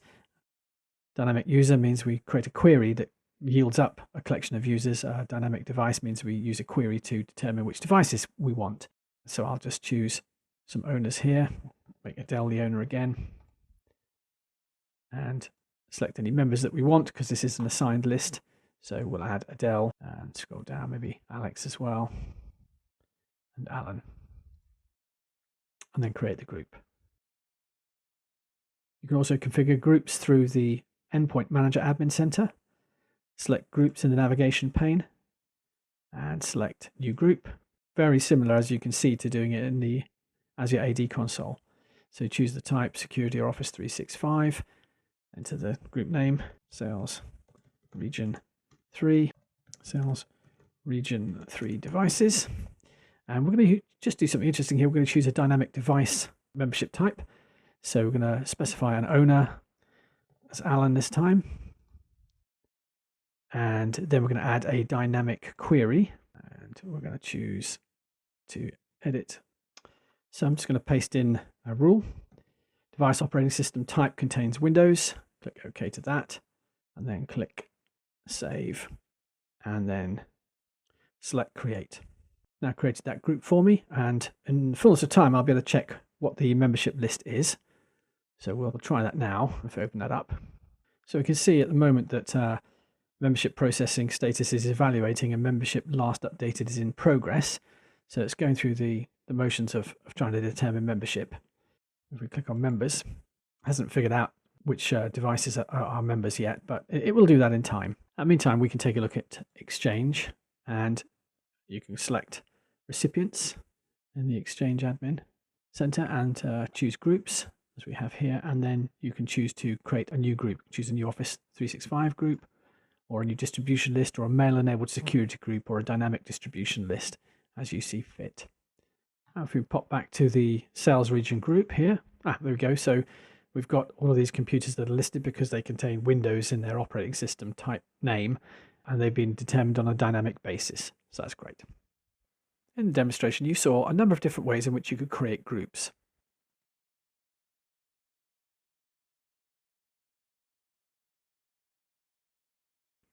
There are a number of collaboration options available in Microsoft 365. SharePoint Online, Yammer, OneDrive for Business, Stream, Microsoft Planner, Teams, and Microsoft Graph. Let's have a look at how to use Teams. I'm going to show you how to navigate the Teams interface and how to set up a meeting in Microsoft Teams. Okay, to load Teams, you double-click the Teams icon on the desktop or select it from Start. It may be that it's already in the system tray, if it's already loaded. So here I am in the Teams interface. Up in Activity, I can have a look at mentions, replies, and other notifications on my feed, or anything that's directly related to me on my activity. Anything I've sent and I'm waiting for some sort of response. On the chat node in the navigation bar, I can see the various chats that I have ongoing. At the moment, I've got a chat with Alex Wilbur, Alan De Jong, and Adele Vance. Adele is online. You can see that there's a little green check mark underneath her icon here, but the other two are offline. I can notify when that individual comes back online or receive a notification, so I should see that in my activity, and then I can contact them. If I'm in a chat, as you can see here, I have a number of options. I can type a message. I can initiate an audio call. I can also share my screen. And if I had a camera, I could also initiate a video call as well. Across the top, there are files that we're sharing. You can see in the chat window that Adele recently shared a file called device1.csv, and that appears on the Files tab so that it's easy to locate, which I can now access if I want to. And the available options vary based on the applications that you choose to make available here. On the Teams node, you can see the teams that you belong to, and you can view posts on a particular team and respond to those if you want to, or initiate a new conversation. So that's me responding. If there are any files, I can select that up on the Files tab, and then I can select files to download, or I can simply view them online. So let's open up the sales results spreadsheet, for example. And I can actually make changes here. So I'm working online if I want to make some updates, or I can then choose to open it up in a desktop app. It's all fairly convenient. Close that down now. On the calendar node, I can see my upcoming appointments. I can look at this information also in the calendar app or in Outlook if I want, but it's convenient here. So any appointments will be duplicated in whichever application I'm viewing. To join a meeting, I select it, and then I can choose to join it. This is tomorrow, of course, so there's not a lot of future in joining it right now, but you've got the option to join the Microsoft Teams meeting and your contact details if you need to dial in. Otherwise, you can use your computer audio. And on the right-hand side, you can see who belongs to that particular meeting or who's going to be attending that particular meeting. In the calls node, you can look at your voicemail, you can look at your calling history, you can look at your calling contacts, and you can create speed dial groups or make a simple call. This requires the underlying telephony services, but that again is all integrated into Teams. And here on the Files tab, we've got some files that we've recently made available. These are in my OneDrive, they're in my Downloads folder, or they're in Microsoft Teams. So let's select Teams here, see if we can see any files in Teams. So these are the files that sales results we just had a look at is a file that was actually stored in a SharePoint site somewhere or other that we accessed through Teams. So that gives a bit of an overview about what you can do with Teams. So to set up a meeting in Teams, pretty straightforward. You can do it in Outlook, of course. You can select your calendar and set up a meeting and then select the link to make it a Microsoft Teams meeting. But otherwise, if in Teams, you can select calendar. And then if you want to meet now, you can choose the option to meet now, and then you can invite users specifically to join that meeting, or you can schedule the meeting. You can add required attendees. So let's look for Adele, and then any optional attendees. Specify the time. So we'll choose 5 p.m. is fine. That's not very far away, and it's 30 minutes, and it doesn't repeat. Nothing else really to say about this, other than very briefly to say, and then send that. That will add it to my calendar, and it will also add it to Adele's calendar. We'll take a look. So over on Adele's machine, I'm going to open up Teams. Here's the meeting, so I can choose to join that. I'm doing a demonstration on a computer that's behind me, so that's me looking at the back of my head. Anyway, I probably don't want to show the back of my head in the meeting, so I'll turn the camera off. I've got the audio settings here. I can choose to customize the setup.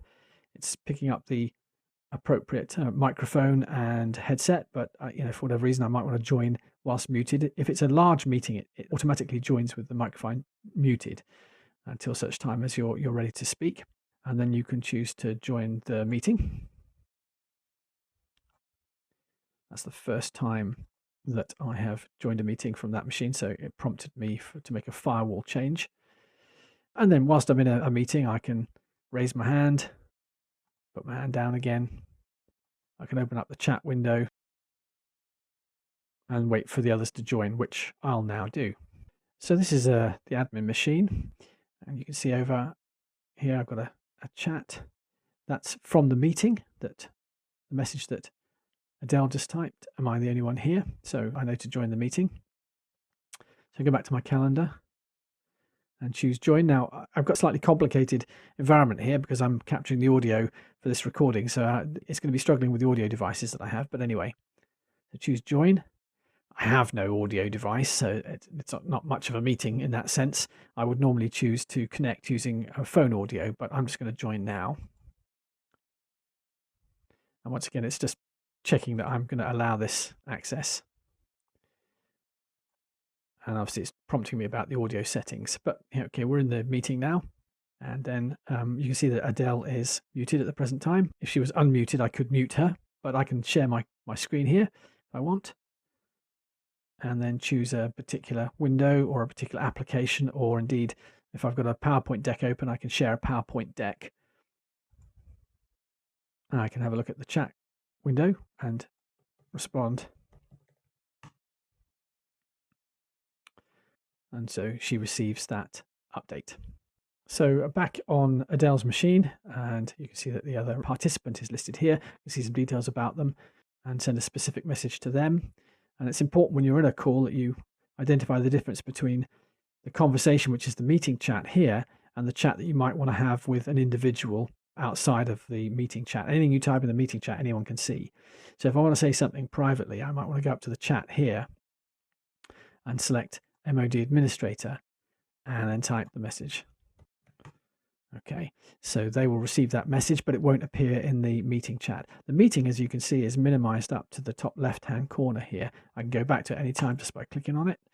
And if I check the conversation, you can see that that private message is not displayed here. I'll try and share some content. Let's just see what I've got. So I'm just going to minimize Teams. I'm going to open up a presentation I want to share. It's a single slide.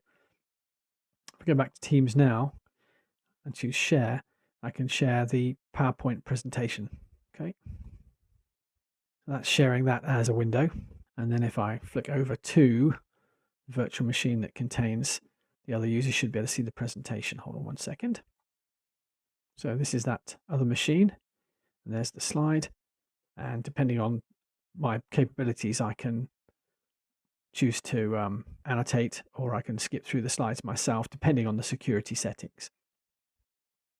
Back on Dell's machine here, as soon as I want to end sharing, I can just click the little stop sharing icon here, and I'm back into the main body of the meeting. When I want to drop off the meeting, I can choose this option here to hang up. It's also possible to record a meeting, again, depending on the privileges that have been set up. You've got the option here to do cloud recording. You need to configure those capabilities in your Teams console, but by default, that's allowed. We can also have a look at meeting notes and meeting details, and if we want, you can turn on live captioning. So I'm just going to drop off the call. So in the demonstration, we saw how to navigate the Teams interface and how to set up and join and work within a Microsoft Teams meeting.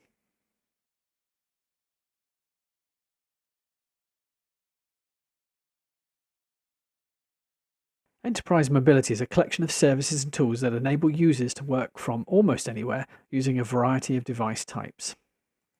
The components of this are Azure AD, Microsoft Intune, Azure Information Protection, and Microsoft Advanced Threat Analytics. In the demonstration, I'm going to show you how you can review device compliance, review device configuration, and perform device actions. So, device compliance, open up the Endpoint Manager Admin Center and choose Devices, and then select Compliance Policies. So there are probably a base compliance policy exists already by default, but you can add additional policies as you see fit. So let's go through the process of creating a policy. Select Create Policy. Choose the platform. As you can see, you can choose between Android, iOS, iPadOS, macOS, Windows 10, Windows 8.1, and Windows Phone 8.1. So I'm going to choose Windows 10 and create the policy. And then a wizard launches. So start by defining the name. We'll call this test compliance. Give it a description. A policy for testing purposes. And select Next. And then we can choose amongst the various compliance settings. Remember, the purpose of compliance is to verify that a computer meets or a device meets certain characteristics. So device health is one of those. In this instance, it would require BitLocker or require secure boot or require code integrity. All of these are low-level security features. Sorry, that was me dropping my mouse. So I'm going to say that it requires a BitLocker, for example, and require secure boot to be turned on. Device properties can include minimum and maximum operating system versions. Compliance as determined by Endpoint Configuration Manager if you're using Endpoint Configuration Manager in your on-prem environment. System security settings, so require a password to unlock a mobile device would be logical because it helps protect against data leakage. If someone loses their device, then it's protected by the password to unlock it. And then you can configure some complexity, such as password type, minimum password length, password expiration, and other characteristics. If you want, you can enable encryption on storage devices, so I'm going to require that as well. And then in terms of device security, you've got additional settings like that you require a firewall, a trusted platform module, which is used in encryption scenarios and other security features in Windows 10. I require that. Antivirus and anti-spyware is also required. I can go on to define that I require Microsoft Defender anti-malware, and I can also configure the settings for Microsoft Defender ATP. So I've got a reasonable level here. I've got quite a stringent policy for compliance. I'm going to select next now. And then you can specify what will happen if a device is non-compliant. So you might just mark the device as non-compliant immediately or after a period of time, but you may do other things like send an email to a user or remotely lock the non-compliant device or retire the non-compliant device, depending on how strict you want to be. I think sending an email to a user would be a good idea. I would then need to select a template, which will have already need to have been created. So I can select a template. I've already got a sample that I've created earlier. It says simple, this is a compliance message, your device is not compliant, so we'll select that. And then I might also want to email the global administrator or somebody else within the organization. We'll choose a group IT, that'll do, and select that one. And then say next. And when we're happy, select next. And then review and create. Note, I didn't actually configure any assignments there. That's because I don't want this to apply to my test organization. Otherwise, I might create a bit of a situation for myself, since I suspect none of my devices will be compliant. So click create. And that takes us back to the summary page here. We can just have a look at current status. Obviously, it won't have been assigned, so there will be no change in the status. And if I go back to my list of policies, I can have a look at my test compliance policy here.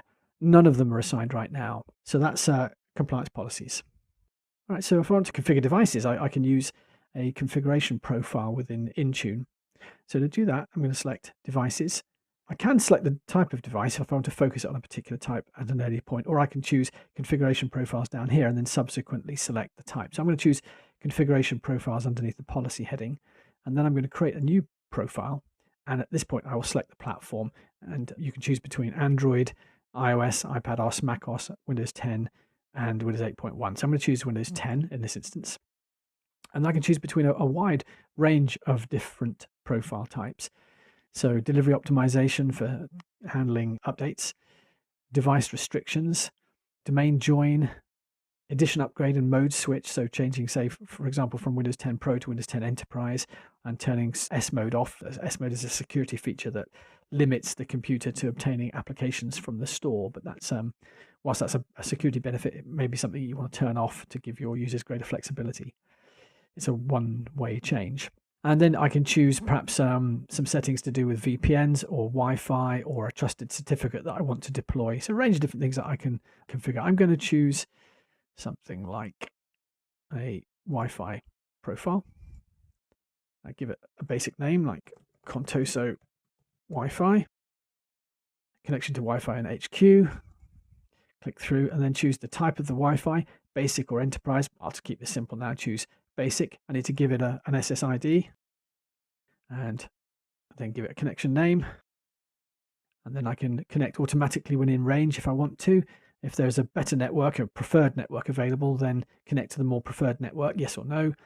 Connect to this network even when it's not broadcasting its SSID, yes. It's not a metered connection, so it's unrestricted. And then I need to configure the security type. I'm going to choose WPA2 personal. And in this instance, that requires some sort of password. So I'm going to go for that and then say next. And then I can assign this to whomever. As always in Intune, you need to configure the assignment to make it effective. All users, all devices, or I can choose all users and all devices, or I can be selective and choose a particular group to include, or also groups to exclude. So I can select everybody except if I want to. I'm not going to assign this to anybody in this instance because it's a test. So just click through and there's no applicability rules I want to assign here. That's probably out of scope for now. And when I'm happy with the settings in the review page, I can select create. You'll land on the overview page for that particular profile. You can then revisit it, or you can indeed look at the status to see how it's been assigned out to users or devices. Obviously, in this instance, it's not going to be because I've not assigned it to anybody. But you can review that back later on, should the need arise. So device actions in Endpoint Manager, pretty straightforward. I select devices, and then I'll go and find my list of all devices. I've got a variety of different devices here. I've got, for example, an iPhone, an Android phone. I've also got a Windows 10 phone. Some of these are personal devices and some of them are corporately owned. So if I want to perform a function, I need to just select the device that I want to perform the function on, or the action. So I recently performed a remote lock, and you can see that's completed on this particular device. I can choose to perform a wipe, a delete, remote lock it, synchronize, reset the passcode, restart the device, and depending, again, I can perform other actions. This is a Windows type device, so there are some antivirus checks that I can perform on it. Or I can also configure a bit like a key rotation and rename the device. So it depends precisely what you can do. It depends on the type of the device. I'm just going to do a simple thing here of do a device restart. So yes to that. It initiates that, and at some point it will tell me that it's taken place. You can see my remote lock down the bottom of the screen here took place quite some time ago. Time of recording this about 6 months ago. I don't often turn these devices on, they're for testing purposes really. And now here we are waiting on the restart of this device. It's pending. I'll take a look at the device which is just next to me and see what it's doing. It seems to be doing a restart, I think, but at some point that will update and tell me that it's been done. I'll meantime just quickly click out and then come back in again to see if that device action's been performed. It's done it, so restart has been completed, and it updates the status down here. Okay, so to look at what's going on with other devices, I can select devices here, and if I, there we go, monitor, and then scroll down to the bottom of the list, device actions, you can see the actions that have recently been performed. As it happens, not very many in the last 6 months, but that's the one that we just performed here. If there's a large list, you can export it to a CSV file, or you can filter it so that you can be specific about the sort of action that you're interested in, and then export that. In the demonstration, we saw how to review device compliance, device configuration, and how to perform device actions.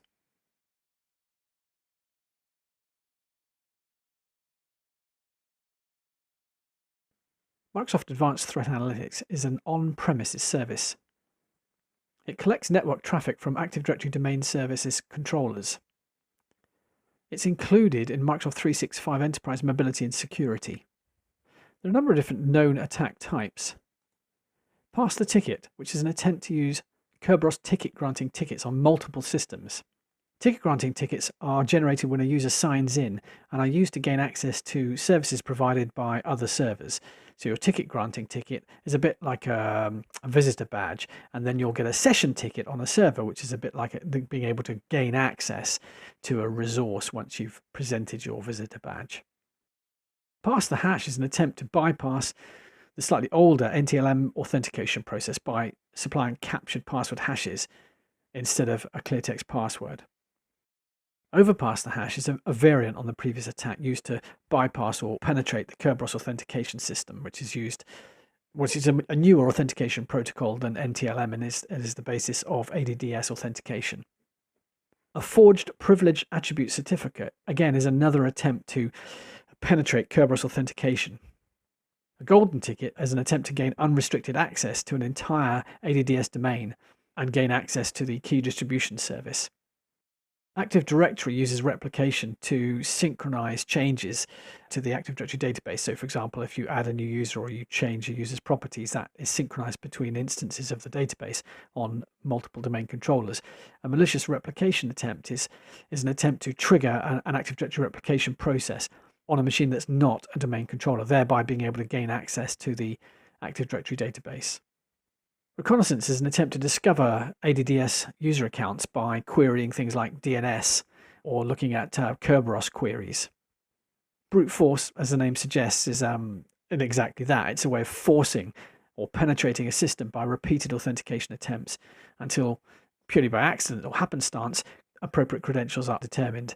It's a good reason why we change our user details or our passwords on a frequent basis, so that a brute force attack can be defeated.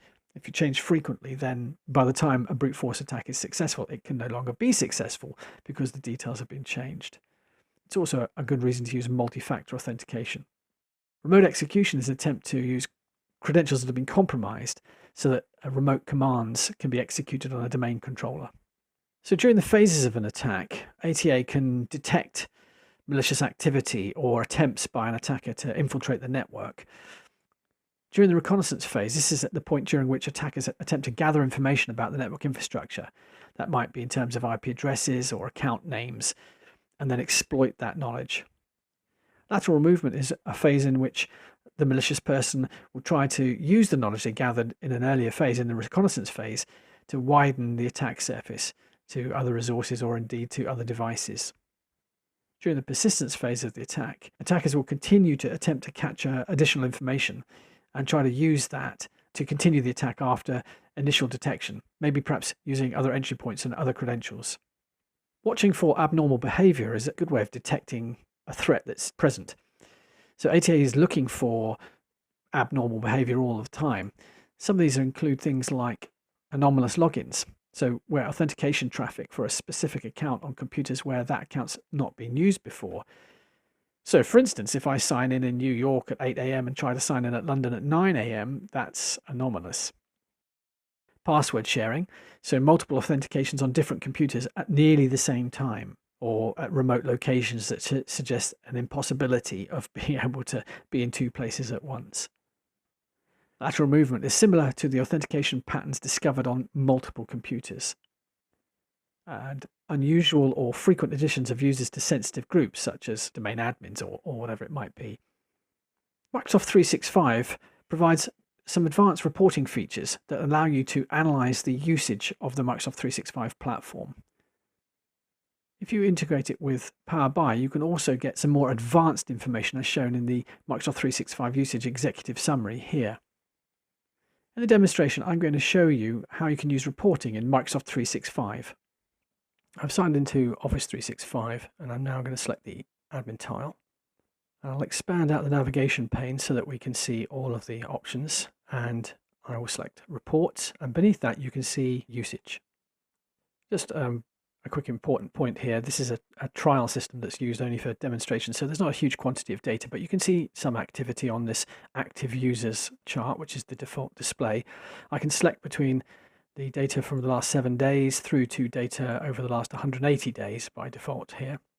And scrolling down, I can see some more summary information. So understanding some of the remote work elements, email activity, OneDrive files, SharePoint files, and the use of those. Up at the top, I can select a report and I can choose from Exchange, Forms, Microsoft Teams, Office 365, OneDrive, SharePoint, Skype for Business, Yammer Enterprise. I'm going to select Exchange and I'm going to take a look at mailbox usage, although I could also look at email activity and email app usage. Quite a lot of activity on this chart here. I've also got the option to look at storage and to examine details about quotas. If I scroll down a little bit further here, we can see that seemingly the busiest user is Irvin S. And last activity date was sometime last year. I did say it's test data. There's 5,321 items in his mailbox, and that accounts for 41 megabytes. So he's well under the limits, so nothing to concern ourselves with there. Let's go back to the reports usage landing page here, and I'm going to scroll down a little bit further, and there is also some analytics we can take, like Microsoft 365 usage analytics. Assuming you've got a Power BI license, which I have, a trial license for this tenant, you can gather statistics and present it, export the data automatically into Power BI. Let's take a look now. So I'll select Go to Power BI. On the home page, there are a number of favorites or frequents and things that I've worked on recently, a number of different workspaces, but we need to add the Microsoft 365 workspace. So I'm going to go to Apps, and I'm going to search for the appropriate app. And if I select the Apps tab and scroll down, I can choose the Microsoft 365 Usage Analytics app. So I'll get that now.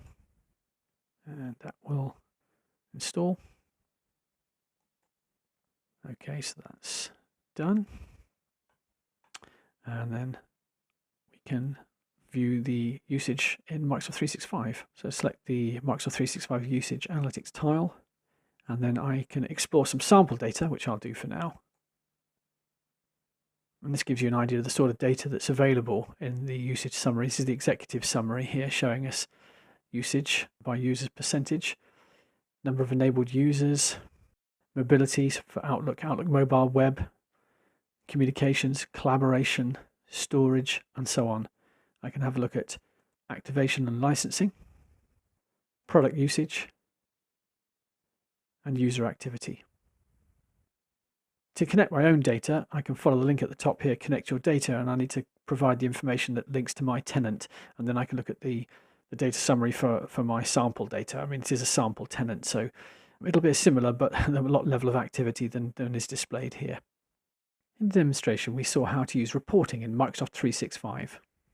My Analytics enables you to discover how you're working, so you can have a look at the focus report, the ability to focus and your collaboration time. It looks like I've not done very much collaboration. I have to say, however, this is just a sample report based on my sample tenant. I can also view my well-being. Again, I've been fairly quiet this month according to this report. And finally, I can have a look at my month in review and how I've been networking. So I can have a look at the people I've added to my network and the collaborations or active collaborators that I've worked with. Using Workplace Analytics, you can generate data in the following areas: week in the life, management and coaching, internal networks, teams collaboration, external collaboration, meetings overviews.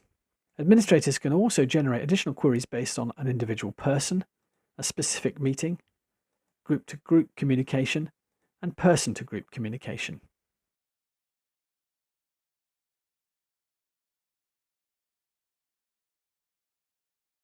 Lesson 3. Describe security, compliance, privacy and trust options in Microsoft 365. In the lesson, we discuss key security principles regarding cloud data and how Microsoft 365 features can address those requirements. In this lesson, you learn how to describe security and compliance concepts with Microsoft 365, describe identity protection and management, describe unified endpoint management, security, usage scenarios and services, understand the Service Trust Portal and Compliance Manager.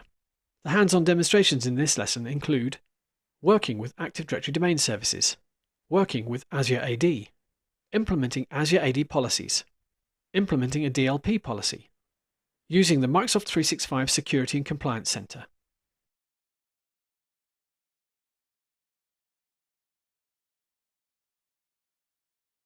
Security in Microsoft 365 is divided into 4 key areas: security management, identity-based protection, information protection, and threat protection.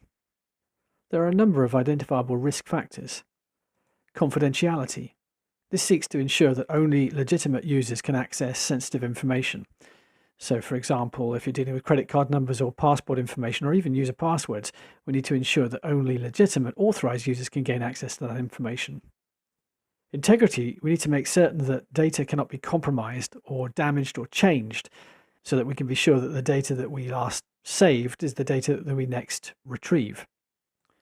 And thirdly, availability, to make sure that legitimate users can gain access to the information that they need to gain access to perform their typical day-to-day organizational responsibilities. A possible process to move towards a more secure organization is to consider a number of factors. For example, start the process by identifying and valuing your information assets. So where does your information reside? How valuable is that particular piece of information? If you're storing credit card information because you're an online retailer, that's something that you need to protect. Where does that exist? Where does it transit through your organization? You must look at the hardware that's involved in storing the information and also for transmitting the information between your various devices and what those devices are. So we need to understand the process of moving data around and also where the data resides, where it rests. So data in transit and data at rest, and on which devices are involved in those processes. You need to understand about the users that need to have legitimate access to that information during the various touch points of the data's lifetime, and make sure that we can identify those users appropriately and control the access that they require. It's highly possible that users will inadvertently or occasionally deliberately share sensitive information that they should not do with others, either inside the organization or external to the organization. So it's important that you identify who should legitimately have access to the data. And the fourth point in the process is probably to consider what threats you anticipate, what could go wrong. So, for example, if you have as part of your process information that needs to be sent to a branch office and the traditional approach has been to push that onto a memory stick and and climb onto a mode of public transport, a train or whatever, and take it out to a branch office. Memory stick is a small device. It could easily be lost. It could easily be stolen. So those are threats. And is there a better way possibly of shifting that information to the branch office? So we have to think of every possible security threat and try to find a mitigation for that threat. Microsoft identified 4 key pillars in the security architecture. Identity, which is the process of user authentication and authorization. This ensures that the appropriate users gain access to the appropriate resources. Documents.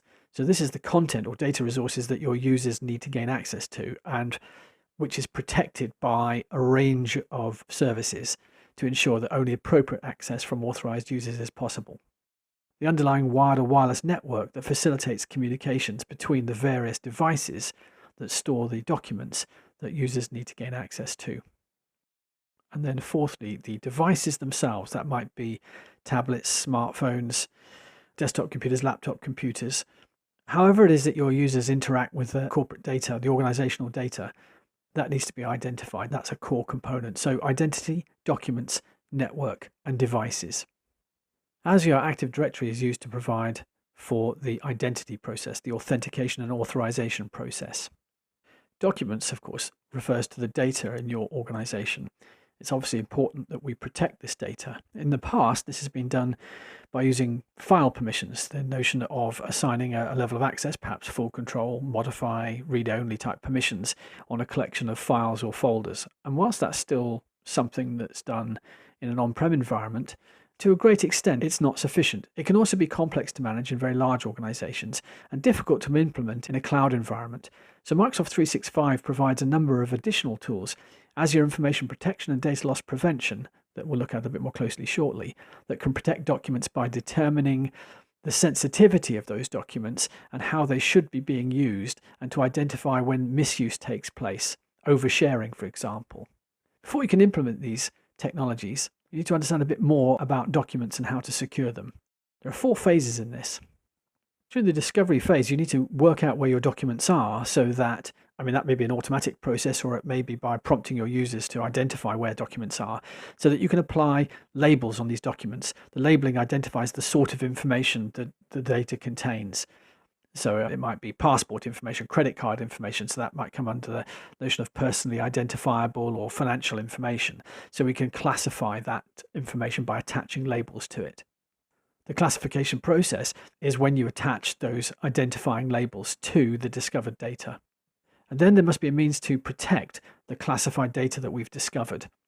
Finally, there must be a stage of monitoring so that we can identify the way in which documents are being accessed, usage trends, and then, where necessary, tighten up the security or loosen the security.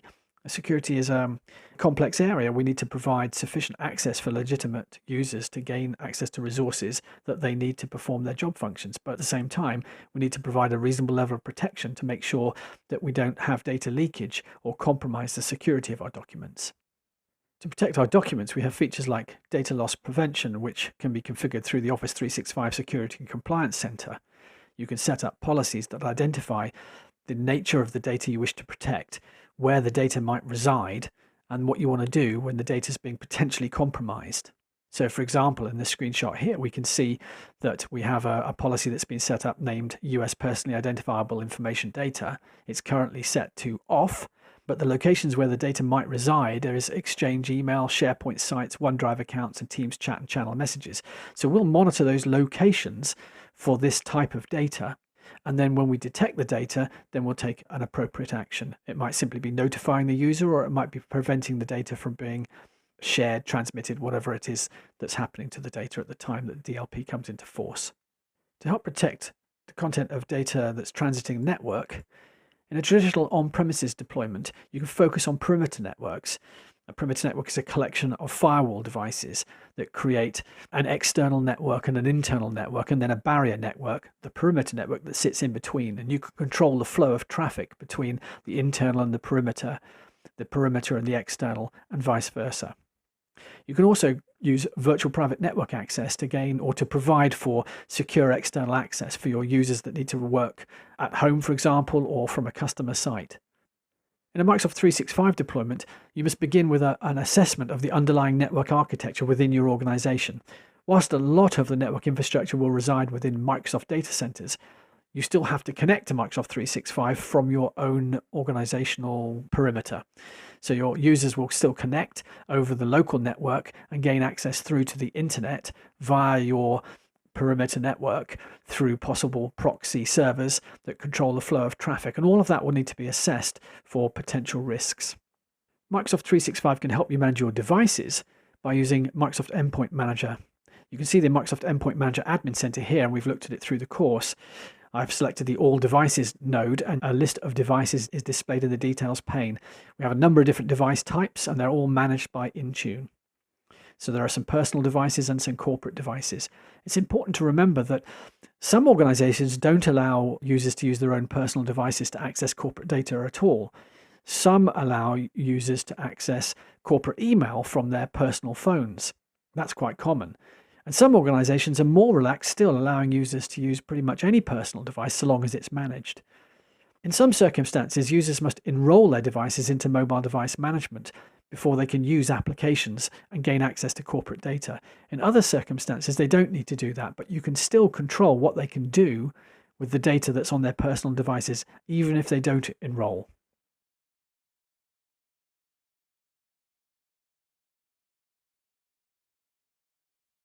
There are two sorts of identity system that you'll encounter when you're working with Microsoft 365. If you still have an on-premise environment, you'll be using ADDS or Active Directory Domain Services. But Microsoft 365 is underpinned with Azure AD or Azure Active Directory. Let's talk about those in a bit more detail.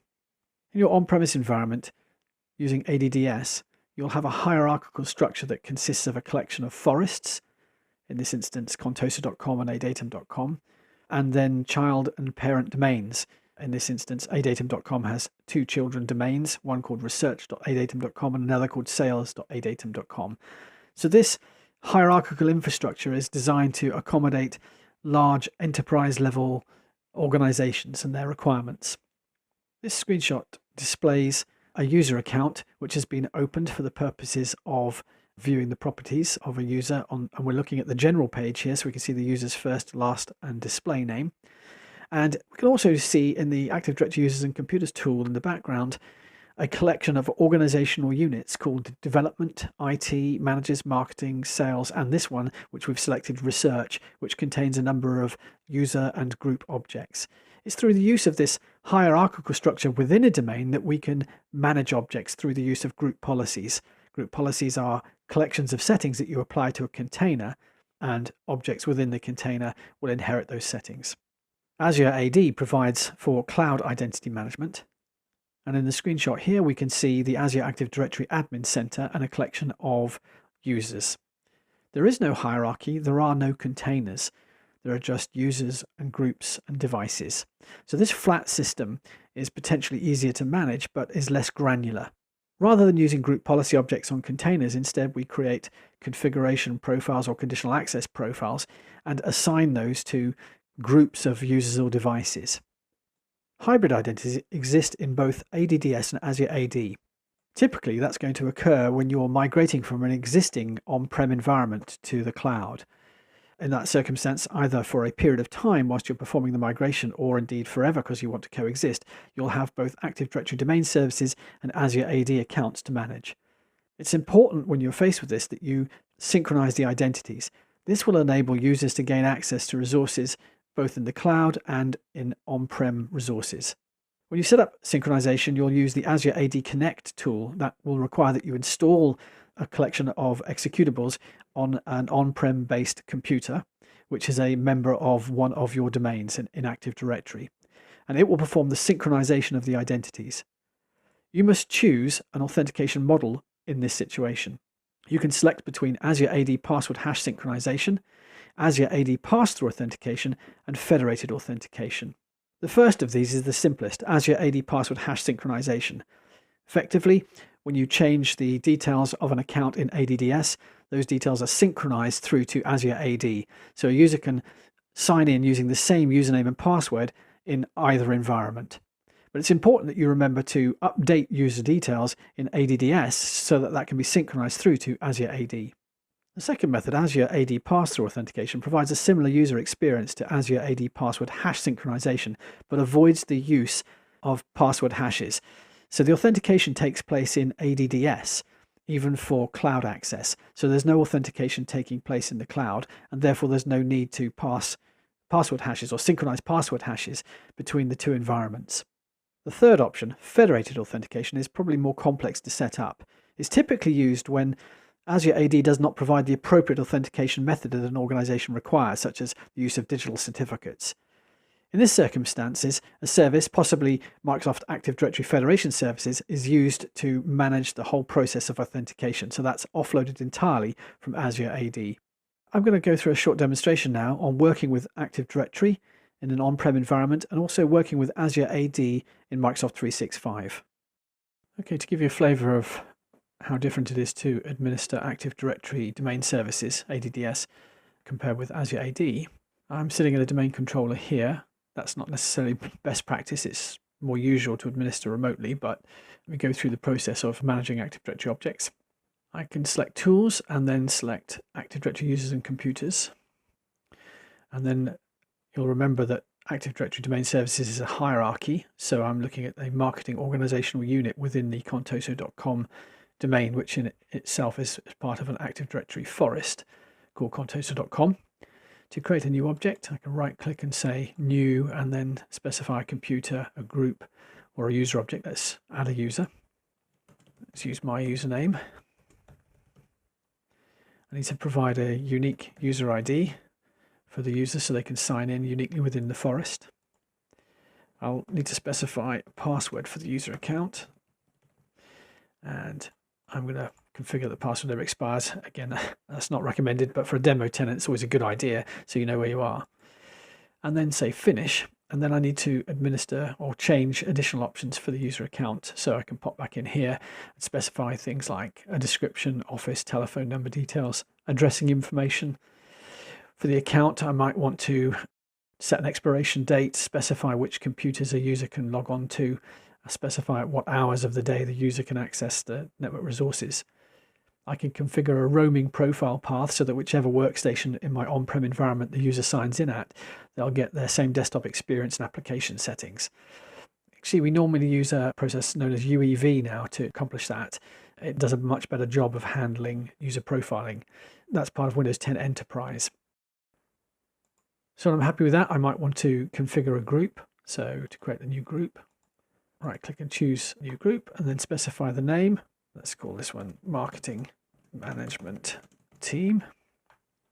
You can scope it as local, domain local, global, universal, or you can specify it as being security or distribution. The default is security global, but you can change that. And then you might want to add members. And you can type in a name partially and then get it checked to see which user you're talking about. Say okay to that. That adds that user as a member. And indeed, groups can be nested so they can also be members of other groups as well. So that's a fairly straightforward process. The only other object type we normally manage in Active Directory is computers. When you add a computer to an Active Directory domain, by default, it arrives in the computer's built-in container. You can move it to somewhere else if you want to. So it can be moved into an organizational unit, and because it's in an organizational unit, we'll pick up the group policy settings for that container and be configured accordingly. To create a new computer object, then you can do that in advance of adding a computer to a domain by right-clicking and selecting New Computer and then providing the computer name. So Contoso CL3, for example, and click OK. And that exists here. When a user adds their computer, which has this name, that will create a relationship with this object and a trust relationship with the domain of which the computer is a member. Then that's a manageable object. So this is Azure Active Directory. I'm in the Azure Active Directory Admin Center or Azure AD portal. I'll select Azure Active Directory shortcut in the navigation pane, and you can see a list of all of the nodes beneath that here that I can select and manage. Remember that Azure AD is a flat system. It doesn't have a hierarchy. So there is no concept of forests and domains with trusts and organizational units within domains and possibly child organizational units within other organizational units. So none of that exists. When we assign management, we do so with configuration profiles or conditional access profiles or endpoint security profiles, and we assign those to groups of which devices or users are members. So it's entirely group based. Let's take a look at the process of managing user objects. So you can see here a list of the existing users. It's a trial system list that's pre-populated. We've also got some objects here: conference room crystal, conference room hood, and so forth. So they're used by Exchange for booking resources. To add a new user, so to create a user, type in the user's name and their full name and first name and surname. So that's me. I'm going to type in a password myself rather than let the system auto-generate. I can add users to groups here. So for example, I'm going to add myself to IT, so choose the IT department. And I can also assign management responsibility or directory roles within the organization to allow me to do or to perform management tasks. I'm going to make myself an Exchange administrator, I think. I can specify a location from which I can sign in if I want to do that, and then a job title, IT Exchange admin, and I'm in the IT department. So it creates the user account for me, and just refresh the display here. Should be able to find my account at the top. There it is, Andrew Warren. Adding a group is not especially complex. I select the Azure Active Directory node again, and then select groups. And then to create a new group, I can select new group. And then I can choose between security and Office 365. I can enter the group name. We'll call this one IT Exchange Admin Team.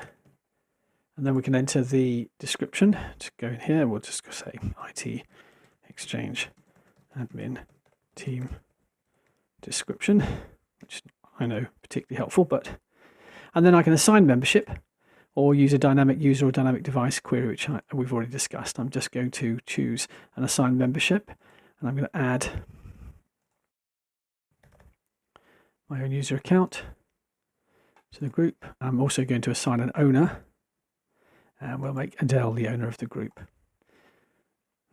I've somehow missed adding that member.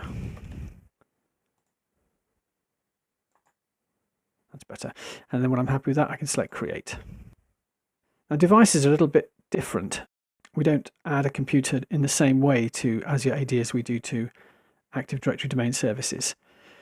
But conceptually it's similar. So if we go to Azure Active Directory and we choose devices, we can see a list of all of the organizational and personal devices that are registered or joined. So these are organizationally owned devices, those that are joined, and those that are registered are personally owned but are using applications on our organization and therefore are managed devices.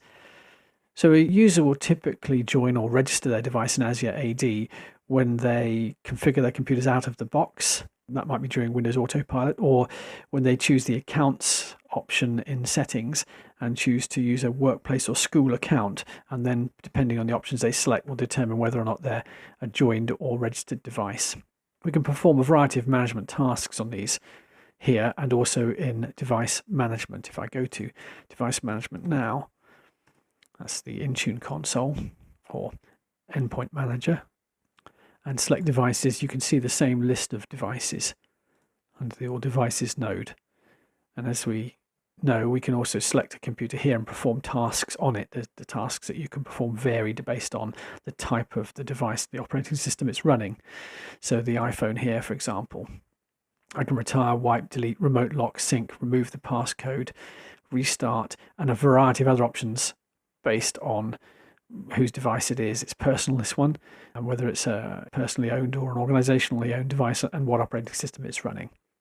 So in the demonstration, you saw how to work with Active Directory in an on-prem environment and how to work with Azure AD in Microsoft 365.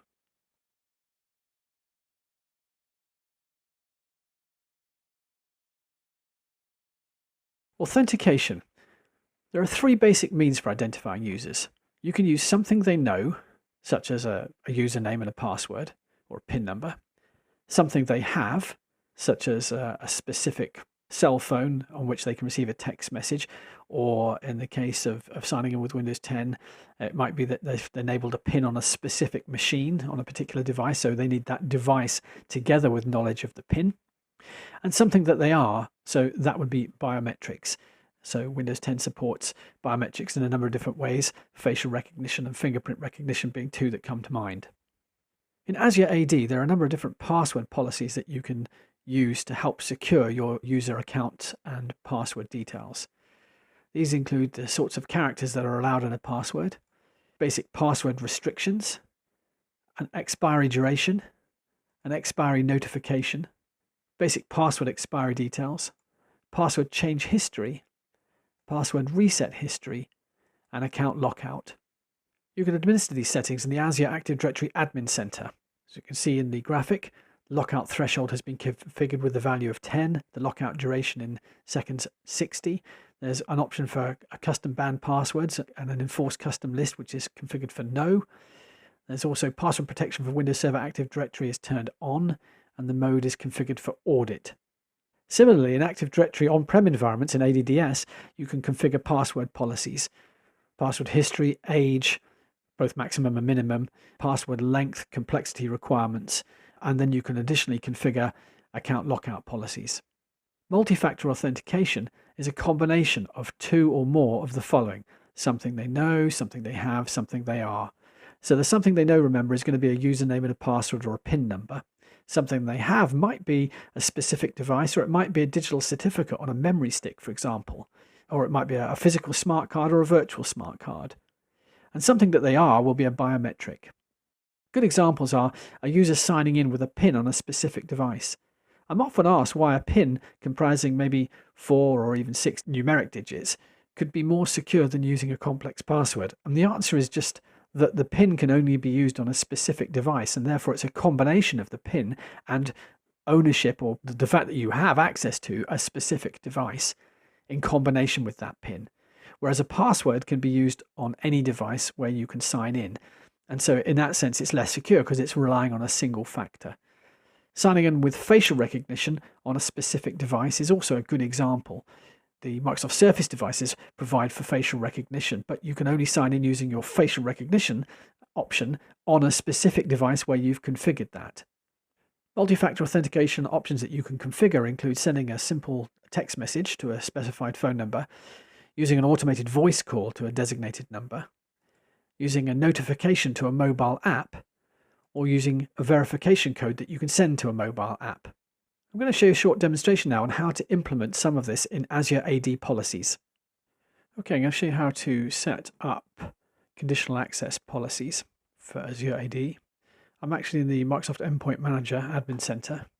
If I choose Endpoint Security and then select Conditional Access, these are the Azure Active Directory conditional access policies. There are a number of these that exist already, but I'm going to set a new one up for demonstration purposes. So to create a new conditional access policy, select New Policy. I'm going to give it a name, Contoso MFA.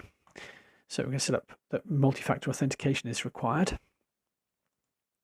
now I'm going to assign this policy to either nobody or everybody, or to selected users and groups. If I select users and groups, I can choose certain guest and external users, specific directory roles, or users and groups. And then I can go on to select specific users and specific groups as I see fit. I'm going to assign this to all users and then say done.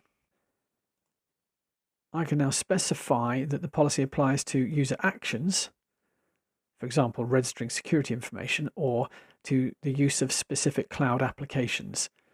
I can make that all cloud applications, but there's a warning here that make sure, because it impacts the Azure portal, that I don't lock myself out if I'm not able to meet the conditions of the policy.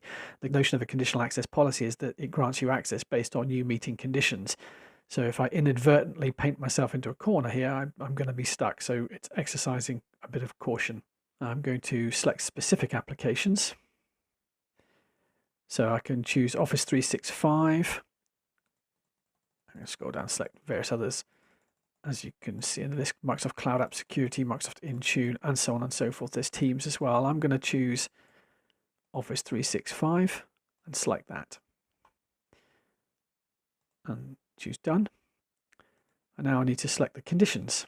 There's a number of things I can evaluate: the sign-in risk based on a number of factors, the device platforms, the locations from which the user is attempting to sign in, the client app that the user is using to access the specified cloud app. So it might be that the user is using, I don't know, Outlook client on iOS to access Exchange Server as part of Microsoft 365, and that might be the condition that I'm looking for. And then the device state as well. Let's take a look at some of these. So let's have a look at sign-in risk. So control user access to respond to specific sign-in risks. So if I determine that the sign-in risk is high, then I can apply that condition. So select the sign-in risk level this policy will apply to, so high risk. I may not be that concerned about what we consider low risk or no risk sign-ins because I deem them to be safe, for instance. So what is a high risk? Well, if a user signs in at one location, for example, at 8 a.m. in London, and then their account is used to sign in at 9 a.m. in New York, you could reasonably suppose that might present a risk. One or other of those sign-ins might be inappropriate, especially based on where the user's account normally resides, what the location normally is. I'm not going to choose a sign-in risk for this. I can choose the device platform and say, yeah, it applies to certain platforms, and I'm going to select Windows in this case, but also we have Android, iOS, Windows Phone, and macOS. I might be interested in certain locations, so if a user signs in from a trusted location, which I define elsewhere in Azure AD, or a selected location, I can choose. I've got some already set up here. So some IP ranges or countries have been specified. So if a computer is signing in from a specified IP range, that identifies it as being part of the head office in London.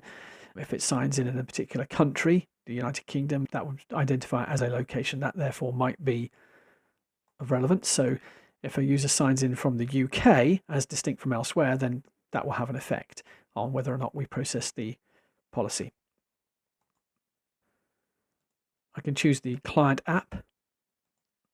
So we're using Windows 10 for this particular conditional access policy. So browser access or not, mobile apps and desktop clients, and I can select those as appropriate. I'm going to choose no for this for now. And the device state. So if a user is signing in from a hybrid Azure AD joined, or if the device is marked as compliant. Now that's interesting actually. A device which is marked as compliant. Compliance policies are used to determine device health essentially. So in a security context, you can specify that you might want, in Windows 10 terms, BitLocker, and you might want secure boot, and you might want to encrypt data drives. You might want to insist on Windows Defender Firewall and antivirus and anti-malware being installed and up to date. So a device must be compliant. Its device state must be compliant, for example. I won't configure that here, but that's a useful way of ensuring that a device meets other criteria. So I've selected two conditions which the client computers or client devices must meet. Now I can configure the access controls, so I can specify whether access will be granted. So assuming that they meet the conditions that I specified, then I would typically want to grant access. But I can also say require multi-factor authentication, require device to be marked as compliant. We just mentioned compliance. We require that it's a hybrid Azure AD joined device. We mentioned that also. We require approved client application, then we can specify a list of those. And require app protection policies. So for now, I'm just going to say that the device must be marked as compliant, but that's how you can enforce multi-factor authentication. You configure it as part of a conditional access policy. In fact, let's set that. I need to be cautious here, otherwise I'm going to create myself a problem signing in. So I'll just choose require the device to be marked as compliant for now, and that will then grant access. Okay.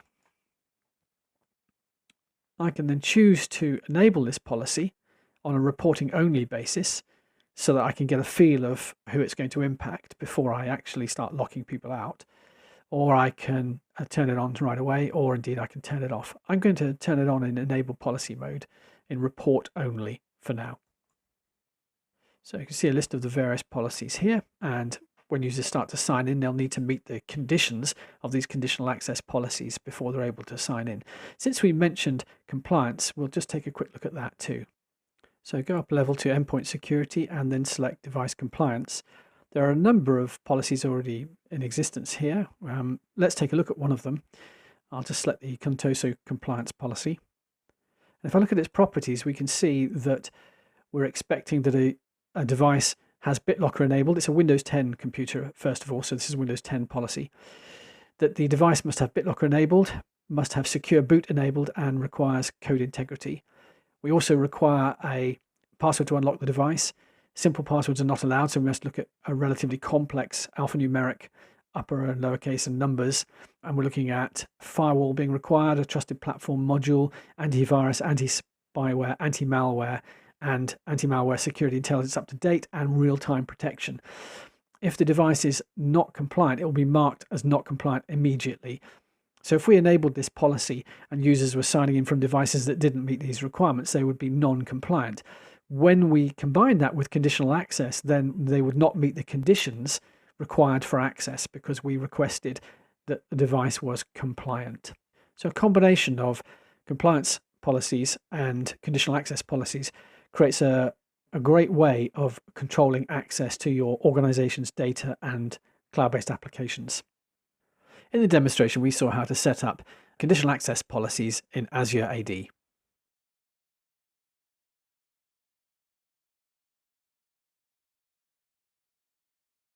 To protect your documents, you can use two important tools in Microsoft 365.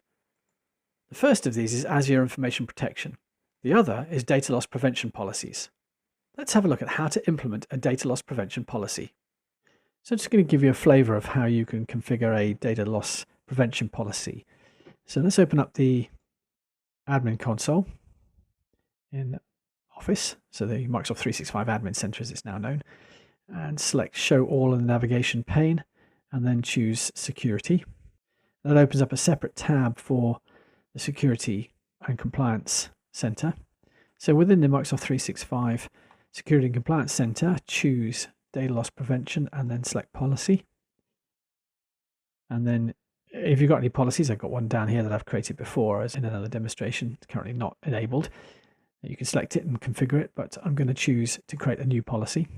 You can choose between some templates here: financial, medical and health, privacy, or custom, as your needs dictate. I'm going to choose privacy, and then you can scroll down and select the sort of information that you want to protect. So personally identifiable information. Give myself a bit more working space here. For instance, United States personally identifiable information data, we'll select that, and it comes up and says if it detects that there are US individual taxpayer identification numbers or social security numbers or US or UK passport numbers, action will be taken based on the contents of your policy. Okay, so I'm going to select next, and then I can give this a description. It's already come up with a US personally identifiable information P2 data, and that's fine as a name. It says what it does. Enter a description here, and then select next. Now I can choose what sort of data this is going to apply to. When it says location, that means where the data resides. So is it in Exchange emails? Is it in Teams chats and channel messages and OneDrive and SharePoint documents?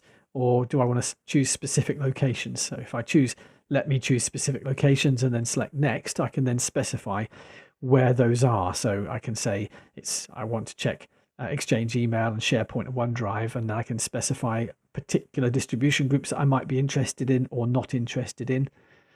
Or I can just go with the default values of just protect pretty much all the content. I'll select next, and then I can configure the content that I'm interested in. In this instance, it's these default values that were part of the template, but I can edit that if I want and add additional things to watch out for. I can also detect when the content is shared with people outside my organization, which I might deem to be more sensitive, or only with people inside my organization, depending on what my requirements are. And select next. And then what do I want to do if we detect sensitive information? I can show policy tips to users and then send them an email notification. I can customize that tip and that email here.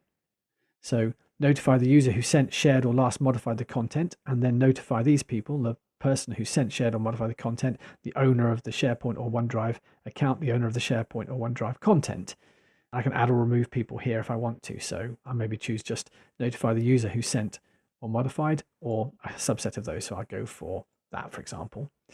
I can customize the email text to say, this is sensitive content, and then customize policy tips. This is the tip text, and then say OK to that. And then I can detect when the content being shared contains at least however many instances. So 10 instances is being relatively relaxed, 2 instances is being much more sensitive. And then send incident reports via email, and then choose what I want to include in that report and who receives it in a similar way to customizing the tip and the email here. And then I can restrict access or encrypt the content if I want to, blocking people from sharing and restricting access to the shared content, or encrypting the email messages that if they're being sent through Exchange. And then select Next, and then review my settings. I can also choose to turn this policy on right away, or test it first and show policy tips whilst it's being tested so that users know what's going on. Or I can turn it off for now and turn it back on later. I can select Next, review the settings, and when I'm content, select Create. I'll take a moment to do that. Okay.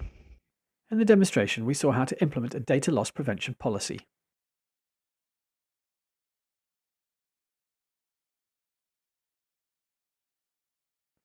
Unified endpoint management is the process of managing your endpoint devices through the use of multiple systems. In Microsoft 365, the approach to UEM, or Unified Endpoint Management, is a combination of the following products: Azure AD Premium, Azure AD Connect, Microsoft Intune, Endpoint Configuration Manager, formerly SCCM, Azure Information Protection, Microsoft Advanced Threat Analytics, Cloud App Security, and Azure Advanced Threat Protection. Azure Active Directory is available in a number of different licensing options: Azure AD Free, Azure AD Premium P1, and Azure AD Premium P2. Azure AD Free is available with Office 365 or Azure subscriptions. As the name suggests, it's free of charge. Azure AD Premium P1 is included with Microsoft 365 E3 and Microsoft 365 Business.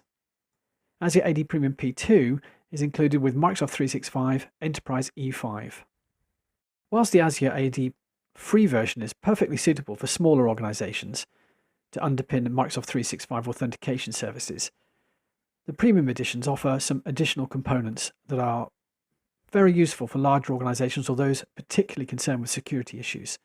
These features in Azure AD Premium P1 include the ability to create unlimited numbers of objects, the ability to synchronize with Active Directory domain services in an on-prem environment, to perform device write-back to ADDS identities, the provision of seamless single sign-on, the provision of multi-factor authentication, support for hybrid identity, support for self-service password reset, application proxy, the use of dynamic groups as opposed to assigned group memberships, group naming policies, conditional access policies, Microsoft Identity Manager, Azure Information Protection P1, and security and activity reporting.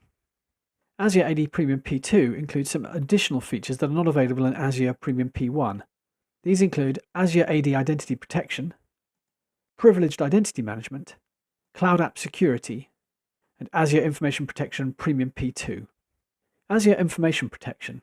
In the free plan, it's included with any subscription and enables consumption of Azure Information Protection content by non-Azure identities. Azure Information Protection for Office 365 is included with Office 365 Enterprise E3 and higher. It protects Office 365 services by using encryption and by using templates.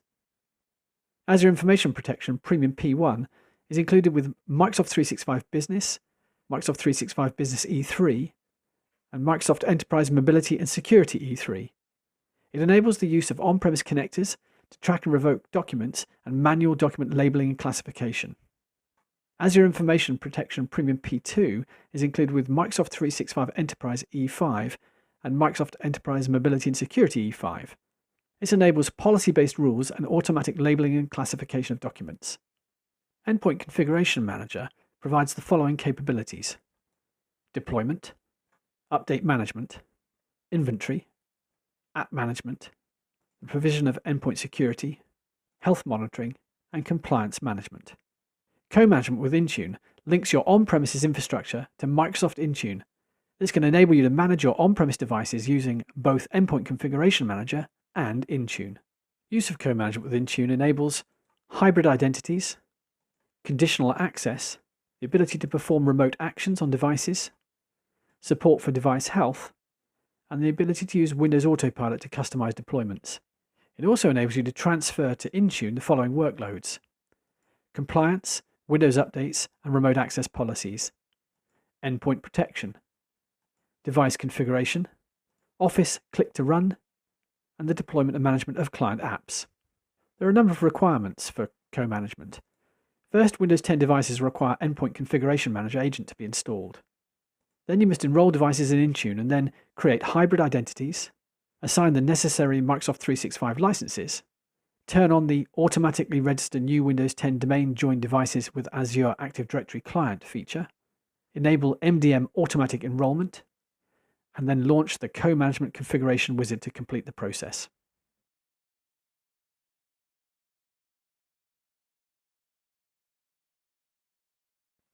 Network admins may face many usage scenarios for organizational and personally owned devices. This might comprise users' own devices, complexities because of mobile networking, the loss or theft of a device, devices that have malware, issues that relate to data synchronization between devices, and problems due to password changes. You can address many of these common threats by using the Microsoft 365 security-related components that are unified under the Microsoft Threat Protection heading. These tools are defined in one of 5 categories: identities, endpoints, user data, cloud apps, and infrastructure.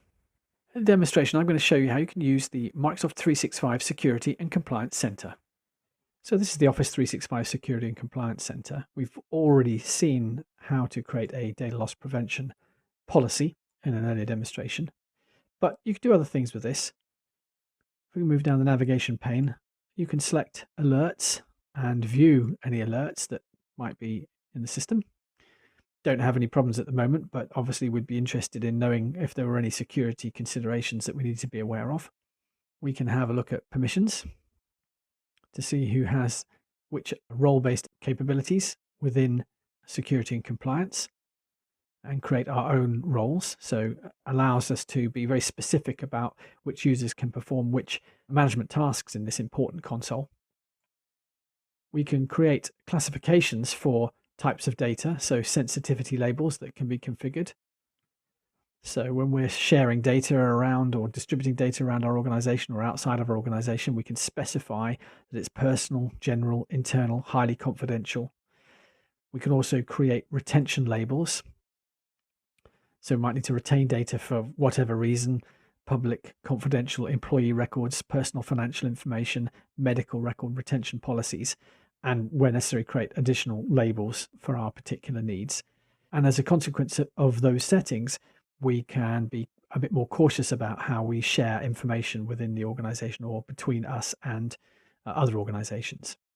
Under sensitive information types, we can specify the particular sorts of information that we consider to be sensitive. There are some here by default. So we've got passport numbers, bank account numbers for various different countries, medical account numbers for different countries: Australia, China, the EU, Germany, and so forth. So we can configure additional sensitive information types if we want to, or we can use these defaults. We already discussed data loss prevention policies. Further down, we've got mail flow. So we can do things like message tracing. There are some built-in queries here. You create your own. For example, you can have a look at messages sent from the primary domain in the last day, messages pending delivery to users in my organization, or you can start your own trace up here. So it's a good way of either troubleshooting or identifying patterns in traffic within your organization. Let's go a bit further down under reports. We can have a look at top insights and recommendations. Won't be much data here, I don't think, as it's very sample. So it's identifying anything that's suspicious or non-suspicious, identified as being impersonation protection relevant, the labeling that you've used, information about your data loss policy, and transport rules you can set up on Exchange, any false positives in data loss prevention, and anything that you can see in advanced threat protection. There's not any data to go on really here because it's a sample tenant, but you can see there's a wealth of information available. In the demonstration, you learned how to use the Microsoft 365 Security and Compliance Center.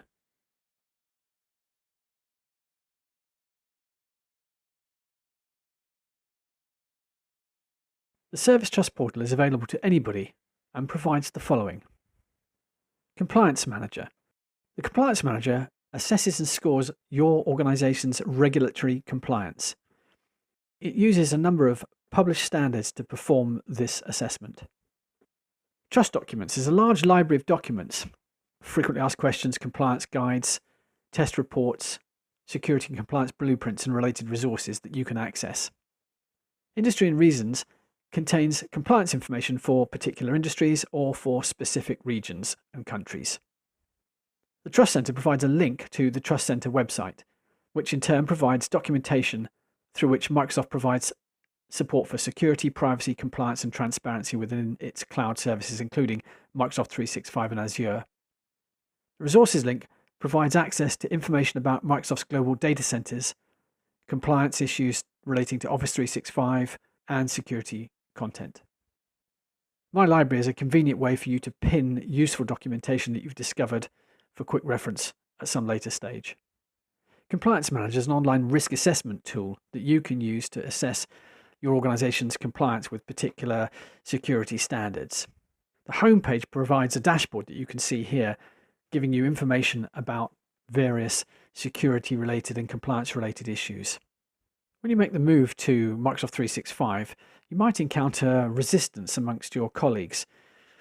These reluctance, these issues that related to cloud adoption, might include anticipation of poor performance, a reluctance to get engaged with selecting appropriate providers, fear about being locked into a particular vendor, concerns about the robustness of service being provided, concerns about costs. Whilst pay-as-you-go provides a number of benefits, because it's inexact, that can raise concerns. Security. Sometimes the idea of storing your data in the cloud makes the more traditional IT professional feel uncomfortable. The location of the data. The skills required to make the transition and to manage the environment once you have made that transition. And the effort involved in transitioning everything to the cloud.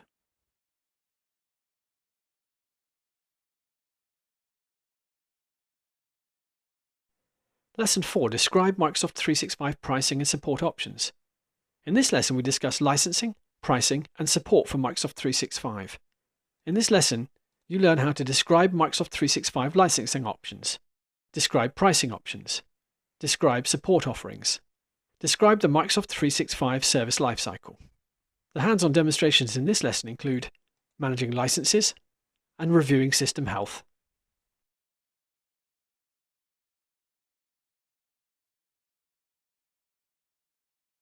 Licensing is pretty important in Microsoft 365 as it's a subscription service, so it's important you know what needs to be licensed and where you can access the licensing information. The basic components, remember, of Microsoft 365 are Windows 10 Enterprise, Office 365 ProPlus, and Enterprise Mobility and Security. Common subscriptions available include Microsoft 365 Business, Microsoft 365 Enterprise, Microsoft 365 F1, Microsoft 365 Government, and Microsoft 365 Education. Key Microsoft 365 selling points include the ability to be productive online, to collaborate with colleagues, to secure your data, and to maintain compliance with regulatory and government standards. Best practices in managing your Microsoft 365 subscription is to plan your subscription needs and then determine the optimum way to license those subscriptions. In the demonstration, I'll show you how you can manage your licenses. So obviously, Microsoft 365 is subscription-based, so it's a pretty good idea to know where you are with your licensing. I'm signed into the Office 365 portal here. I'm going to select the admin tile. One good place to start is under the billing node in the navigation pane on the left-hand side. You can select licenses. Now my organization, or my tenant rather, is a demonstration tenant, so you can see the sorts of things that you might have available, but they will vary based on your particular organizational needs. So I have Enterprise Mobility plus Security E5, and there's one available license. I've assigned 19 out of the 20 that I have already. I've got Office 365 E3. There are 2 of those available. No, actually there are 0 available. I've assigned all 2 of them. I've got Office 365 E5 as well. I've got 1 left of those. 19 are already assigned, and I've got Windows 10 Enterprise E3. Only 1 is assigned at the moment, and I have 19 available. So it gives you an indication about where you're at.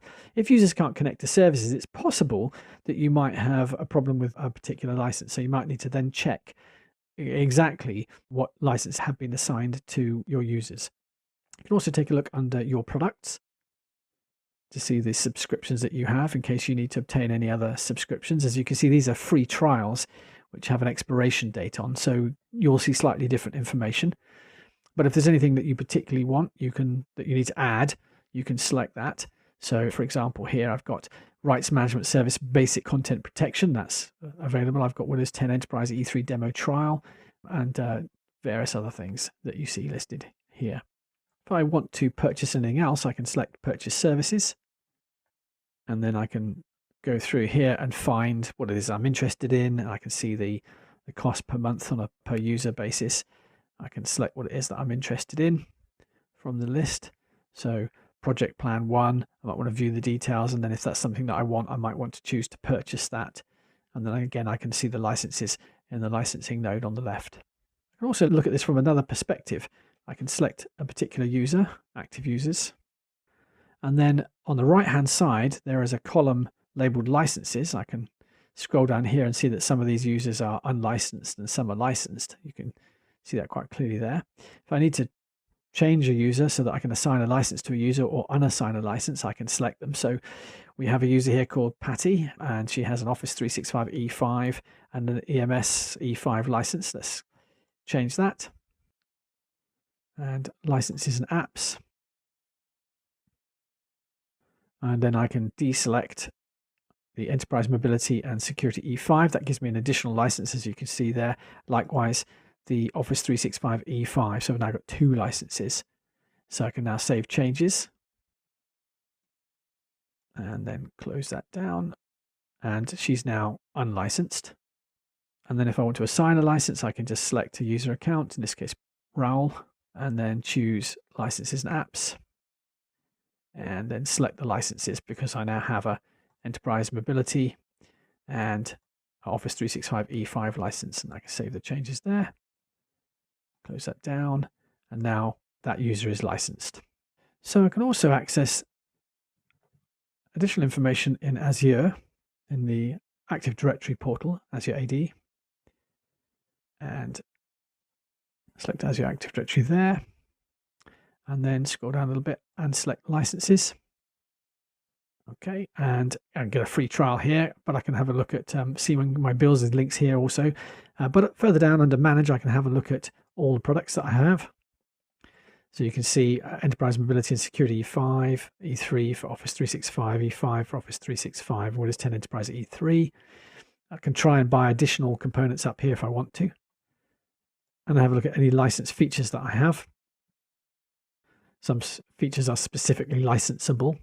So I've got Azure AD Premium P2 as part of my trial, and that includes certain functionality, in fact, pretty much everything. If I had a lower subscription, then I might be able to obtain specific features that I was interested in. And I can also have a look at Intune console, and I can also review information relates to my users here, licensing. So select a user, Adele, and then licenses. And you can see the licenses that Adele has. I can make changes here. So it's something that you can see in whichever particular console you're working with. You can see the licensing status, and you can make changes if you have the appropriate management capabilities. In the demonstration, we saw how you could manage licenses using the Microsoft 365 consoles.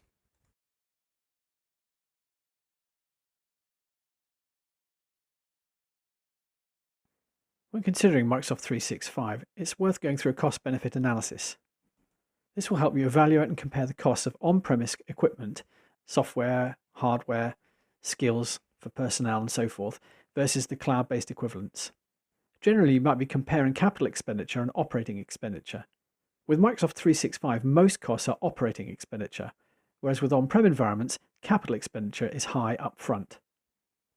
Possibly the key benefit here is cloud-based infrastructure is pay-as-you-go. You can expand and contract as needed. There are a number of different volume licensing agreements available.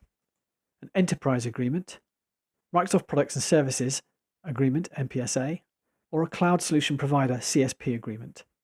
The enterprise agreement is a licensing agreement for larger organizations with at least 500 users or devices, where you want to license your software for a period of at least 3 years. It provides variable discounts of between 15 and 45% based on the number of users or devices that you have. It's available with some upfront subscription payment terms and includes software assurance with the ability to add users and services as you need throughout the lifetime of your agreement. An MPSA agreement is an ongoing partner-based transactional license agreement. It's for smaller organizations, say a couple of hundred to 499 users or devices, that can optionally include software assurance. It doesn't require any organizational-wide commitment. A cloud solution provider is, again, a partner-based licensing channel. Organizations of any size can obtain Microsoft 365 products through such an arrangement. Software assurance includes the following capabilities: planning services, the Microsoft Desktop Optimization Pack, Windows Virtual Desktop Access Rights, Windows To Go Use Rights, Windows Thin PC, Enterprise Source Licensing Program, vouchers for training purposes, 24/7 problem resolution support, step-up license availability as needed, and an ability to spread payments. Cloud solution providers operate either as a direct partner, so your organization has a direct relationship with them, or as an indirect partner. They will act as your only point of contact with Microsoft. In the direct model, cloud solution provider sells Microsoft 365 to you, sets up your tenant and related services and subscriptions, provides you with a point of contact for service and support, is billed monthly by Microsoft, but bills you monthly for services and subscriptions.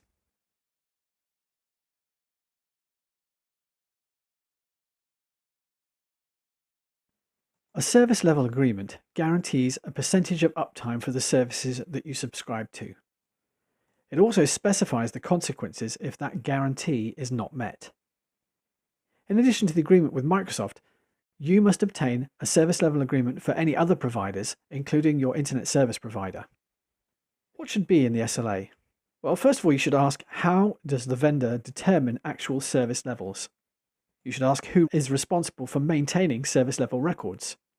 You should also know how you'll receive reports about service levels that were achieved. You'll have to ask whether service unavailability is ever not classified as downtime. And you should also ask how much scheduled or indeed unscheduled maintenance is permitted within the context of the service level agreement. Other questions you should be concerned about are the impact of war, weather and disasters, whether or not power outages or the impact of other third-party failures will be impacting the SLA, whether or not malicious attacks factor into the SLA. You should also ask your vendor what you'll get if they fail to meet the service levels they've agreed to. And you should check what they're liable to if a service interruption causes you a loss of business or productivity. So for example, the Microsoft Volume Licensing Service Level Agreement for Microsoft Online Services specifies an agreed downtime, a monthly uptime percentage, service credit, and a number of additional terms. There are a number of support responsibilities for maintaining the Microsoft 365 environment. The Microsoft 365 admin is responsible for service setup, configuration, and ongoing maintenance, for software management and account management. The Microsoft 365 admin will act as a support contact for your organizational users and provide Tier 1 or help desk support. They'll also be responsible for internal service availability and will act as a point of contact for escalation. Microsoft will provide support contact for subscribers, provide technical support to subscribers, communicate with subscribers about problems and their resolution, seek to provide guidance on early release software and subscriptions, and provide support for licensing, subscriptions, and billing. If you need to get help, there are a number of ways of doing so from within the various portals. For example, here we're using the Microsoft Endpoint Manager Admin Center and have selected the Troubleshooting and Support node and selected the Help and Support link. You can then specify a telephone number or your email address and ask for a contact via phone or email. You can also send attachments to the support contact at Microsoft. Microsoft support will have a number of different severity levels that they will assign to your problems. Critical are Sev A, high are Sev B, and non-critical are Sev C. You can use the Microsoft 365 Admin Center to determine service health. Let's take a look now and review service health in the following short demonstration. To check service health in the Microsoft 365 Admin Center, expand the list of options in the navigation pane and then select Health and choose Service Health. A list of all services are displayed: Exchange Online, Microsoft Intune, Azure Information Protection, Identity Service, Microsoft 365 Suite, and so forth. If there are any issues, you can have a look in the status column. For example, here we have Exchange Online with 2 advisories. So some users may get a credential prompt when releasing messages and blocking senders from quarantine email notifications, and any user with end-user spam notification policies using specific conditions seeing unexpected delivery results. I may want to take action based on that information. Select the All Services node again and scroll down to see if there are any other issues. I can select the Incidents tab to see if there are any incidents. There are none. Advisories, and here we see the 2 Exchange advisories and the Intune advisory that was mentioned before. And I can select History. You can see some more significant issues here with errors. Some users may be unable to connect to a Microsoft 365 service. That's obviously a significant factor. And I'm looking at the past 7 days. I can change that to look at the past 30 days.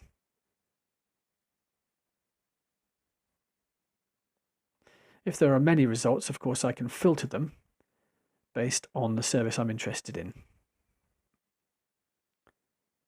The Reported Issues tab shows issues that have been reported by people in my organization, in this case in the last 30 days. In the demonstration, you saw how to review service health.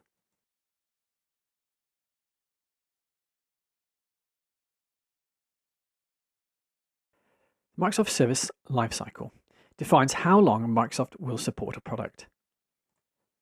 Microsoft provides 2 lifecycle policies: the fixed lifecycle policy and the modern lifecycle policy. The fixed lifecycle policy is for permanently licensed products. You may purchase those through a retail purchase or volume licensing channel agreement. It defines a 10-year period of support. After the 10-year period, support may be discontinued, but the license still remains valid. The modern lifecycle policy, on the other hand, is for subscription-based products like Microsoft 365. These are licensed continuously and support is ongoing, so long as you stay up to date with service updates and continue paying for the services. Modern lifecycle policy requirements. You must maintain a license for an appropriate product and stay up to date by accepting all service updates. From time to time, as Microsoft make available new features in Microsoft 365, they may enable previews for those new features. Private previews are those available to a small subset of users of the service. Public are more generally available to a wider subset of the total subscriber pool. A general availability is when a preview is made available to anybody that wants to take part. To help you keep track of future updates, Microsoft provides the Microsoft 365 Roadmap site. It provides information about future updates across a range of products: Enterprise Mobility and Security, Office 365, and Windows 10. You can use this as a planning aid.